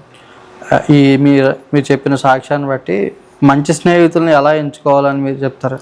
మంచి స్నేహితుల్ని ఎలా ఎంచుకోవాలని అంటే పరిశుద్ధ లేఖనంలో రాయబడినట్లుగానే దృష్టిలో మన ఆలోచన ఎవరైనా చెడగొట్టవచ్చు. కాబట్టి ఎలా బ్రతకాలంటే ఆత్మీయులు సహవాసం ఉండాలని. ఇప్పుడు ఏం కాదులే మామ సరదా కూర్చో, నువ్వు తాగవు కదా, తాకపోయినా పర్లేదు మేము తాగుతామని కూర్చోబెట్టిన వాళ్ళ దగ్గర కూర్చుంటం వల్ల మన తలంపులు చెడిపోతాయి. కాబట్టి ఆత్మీయ సహవాసం అన్న ఒకరినొకరు గద్దించుకుంటూ ఒకరినొకరు సరి చేసుకుంటూనే ఆత్మీయ బంధం ఉంటుంది. ఎందుకంటే నాలాగా దేవుని ఏ విధానంగా అయితే తెలుసుకొని బ్రతుకుతున్నారో వాళ్ళతో మనం కూడా అన్న దేవుని విషయంలో నువ్వు ఎలా ఉన్నావు ఒకరినొకరు గద్దించుకునేటువంటి స్నేహం ఉండదు చూడన్న. ఆత్మీయ స్నేహాన్ని బట్టి బ్రతికితే ఒక ఆత్మీయ బంధంలో మనం ఎదగగలం. దేవునితో మనం ఆ ఆత్మీయ బంధంలో గడిపితేనే ఆత్మీయ సహోదరుని బట్టి మనం కూడా దేవుని ఆత్మీయతలో ఎదుగుతాం. మీ జీవితాన్ని మార్చిన ఒక వాక్యం అంటే ఏమైనా ఉందా? నా జీవితాన్ని మార్చిన వాక్యం అంటే ఆ రోజు నా హృదయంలో తాగింది ఒకటే నాన్న. అయితే వాక్యం కన్నా విలువైన మనిషి ఒక ఆయన ఉన్నాడు, యోబు గారి విషయాన్ని బట్టి యోబు గారిని బట్టి నేను అనుకుంటూ ఉంటా నా జీవితం కూడా అంతే కదా. ఆయన ఏ విధానంగా అయితే అన్ని శ్రమలు, నిందలు, అవమానాలు అన్నీ కోల్పోయినా దేవుని తట్టు ఒక నిర్ణయం తీసుకున్నాడు. అంటే చెడుని విసర్జించిన వ్యక్తి, ఈ చెడుని విసర్జించాడు. తర్వాత ఏది జరిగినా అది నా మేలే, నాకు దేవుడు అంతా నా మేలే, అంత నా మేలు కొరకే నా దేవుడు చేస్తున్నాడు. అదే విషయంలో ఆయన్ని బట్టి నేను నమ్ముకున్నాను. యోబు గారు అటువంటి నా పితరుడైన యోబు గారు ఏ విధంగా అయితే ఉన్నాడో దేవుని యొద్ద, నేను కూడా దేవునితో అలాగే ఉండాలి. అది అటువంటి నిర్ణయం, అటువంటి ఆలోచన, అటువంటి చెడు అనేటువంటి నా దగ్గరికి రానికుండా విసర్జిస్తూ దేవునిలో ఎదగాలని, దేవునిలో ఆనందించాలనేటువంటి నిర్ణయం అన్న. ఒక మాటలో ఇప్పుడున్న తరానికి మీరు చెప్పాలంటే ఏం చెప్తారు? ఇప్పుడున్న తరానికంటే అన్న, ఇప్పుడున్న తరానికి మనం త్వరగా చెప్పలేము. ఒకవేళ చెప్పాలి అనుకుంటే ఒకటే చెప్తానన్న, ఒకసారి నా జీవితాన్ని చూడండి, ఒకసారి నా స్థితిని చూడండి, ఒకసారి నా ఆలోచనలు చూడండి, నా కోరికలు చూడండి. నేను ఎలా బ్రతికా, ఎలా తిరిగా, ఎలా ఉన్నా, ఎలా తిన్నా, దేని కొరకు పరిగెట్టాను, దేని కొరకు తిరిగాను, ఎవరి మీద ఆధారపడి బ్రతికాను, ఎవరి మీద ఆధారపడి బ్రతకడం వల్ల నా జీవితం ఏమైందో ఒకసారి నన్ను చూడండి. ఇంకో విషయం ఏంటంటే, పాపం నుంచి విడిపించగలిగిన వాడు ఒక్కడే. నీ స్థితి దిగజారిపోయినా నీ స్థితి నుంచి విడిపించగలిగిన వాడు ఒక్కడే. ప్రతి పరిస్థితిని మార్చగలిగిన వాడు ఒక్కడే. ఆయనే నజరేయుడైన యేసు అని నేను చెప్పగలను. బైబిల్ చదవడం వల్ల మీ జీవితంలో ఏమన్నా లాభం జరిగిందన్న. అయితే నాకు ఒకప్పుడు చదవడం రాదన్న. ఇలాగే సేవకులు కనిపించినప్పుడల్లా నేను చెప్పేవాడిని, అన్న నాకు బైబిల్ చదవడం రాదన్న, కొంచెం నాకు ఎలా అని చెప్పంటే, తమ్ముడు దేవుణ్ణి గోజాడు, ప్రార్థన చేయి. చాలామందికి లేదు తమ్ముడు. దావీదు కుమారుడు అయినటువంటి సొలొమోన్ గారు కూడా జ్ఞానం లేక దేవుణ్ణి అడిగాడయ్యా, దేవుడు మంచి జ్ఞానాన్ని ఇచ్చాడు, కాబట్టి నీలో ఏమి లేదు అడుగు, అయ్యా నాకు చదువు లేదు, చదువు జ్ఞానాన్ని తెచ్చి అన్నప్పుడు నేను కూడా అలాగే చదువు జ్ఞానం గురించి అడిగినప్పుడు కొంచెంగా చదువుకునే జ్ఞానాన్ని దేవుడు ఇస్తున్నాడు అన్న. ఇక ఆ జ్ఞానాన్ని బట్టి రోజు బైబిల్ చదువుకుంటా, అనుదిన వాక్యాల్ని చేసుకుంటా, స్టేటస్లు పెట్టుకుంటా. అండ్ ఇంకా అనేకులు నా ఫోన్ ద్వారా ఇక దేవుని యొక్క రక్తం అంటే దేవుని యొక్క ప్రచురణ ఇంకా అనేకులకి వెళ్ళాలని దేవుని వాక్యాన్ని ధ్యానిస్తూ ఈ వాక్యాన్ని ఇంకా అనేకులకి షేర్ చేస్తూ ఉంటాను. ఓకే. అప్పుడు మీతో పాటు ఎవరైతే స్నేహితులు వచ్చారో లోకంలో తిరిగినప్పుడు వాళ్ళకి మీరు ఏమైనా స్వార్థను ప్రకటించడానికి ప్రయత్నం చేస్తున్నారా? ఖచ్చితంగా వాళ్ళకి నేను ప్రకటించాలని చాలా ఆశ కలిగి ఉన్నాను. అయితే వాళ్ళు దొరకట్లేదు. ఒకప్పుడు లోకంలో ఉన్నాను కదా, లోకంలో ఉన్నప్పుడు అవన్నీ ఉన్నాయి కదా, అప్పుడు అందరూ నా చుట్టూరు ఉన్నారు. ఇప్పుడు దేవుని దగ్గర ఉన్నాను కదా, ఇంకా నా దగ్గర ఏముంది? ఒకవేళ నా దగ్గర ఉందంటే కనుక విలువైన మాటలు దేవుడు ఇచ్చినటువంటి స్వభావం. దేవుడు నాకు ఇచ్చిందండి, నాకు నా జీవితాన్ని మార్చాడు కాబట్టి ఆయన పాదాల దగ్గర పడిపోయినాను కదా. ఆయన విలువైన మాటలు పంచడానికే నా నోరు వస్తుంది తప్ప వ్యర్థమైన మాటలు పంచడానికి రాదు కదా. అంతే అన్న, నశించిపోయేవాడికి సిలువను కూర్చున్న సువార్త నశించిపోయేవాడికి వెరితనంగా ఉంటుంది.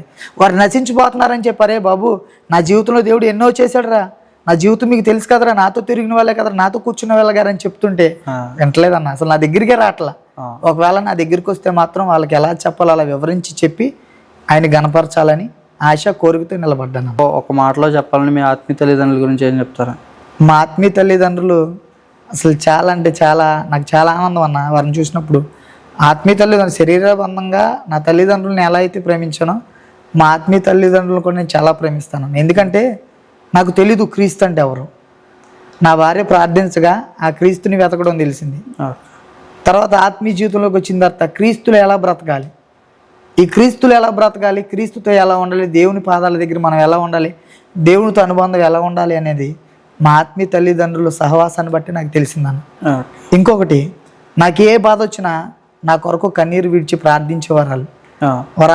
వారు నాకు ఇచ్చినటువంటి స్వభావం ప్రార్థన అనుభవంలో నాకు వాళ్ళు బలంగా, నేను ఎక్కడైనా పడిపోయినా తప్పిపోయినా నా కొరకు ప్రార్థించేటువంటి ఆయుధాలుగా, అంటే ఏ విషయంలో అయినా నాన్న నువ్వు ఇలా ఉండి నన్ను బలపరుస్తూ నన్ను నిలబెడుతూ వచ్చారన్న. వారి మాటలే దేవుని దగ్గర నన్ను ఒక ఆయుధంగా నిలబెట్టినాను. ఇంతవరకు మంచి అనుభవాలు మాతో పంచుకున్నందుకు ప్రత్యేకమైన వందనాలు. ఈ సాక్ష్యం ద్వారా మీరు విని ఒకప్పుడు లోకంలో పేరు కొరకు, ప్రఖ్యాతి కొరకు దేవుడిచ్చిన తాళంతుల్ని లోకంలో వాడుకుంటూ పాపంలో పడిపోయిన వ్యక్తిని దేవుడు ప్రేరేపించి ఆయన ప్రేమతో ప్రేమించి దగ్గర తీసుకుని ఒక బలమైన పాత్రగా వాడుకుంటున్న స్టీఫెన్ బ్రదర్కి మరొకసారి వందనాలు. ఈ సాక్ష్యం విని అనేక మందికి షేర్ చేసి అనేక మందికి దీవెనకరంగా, ఆశీర్వాదకరంగా ఉంటుందని ఈ యొక్క చిన్న ప్రయత్నం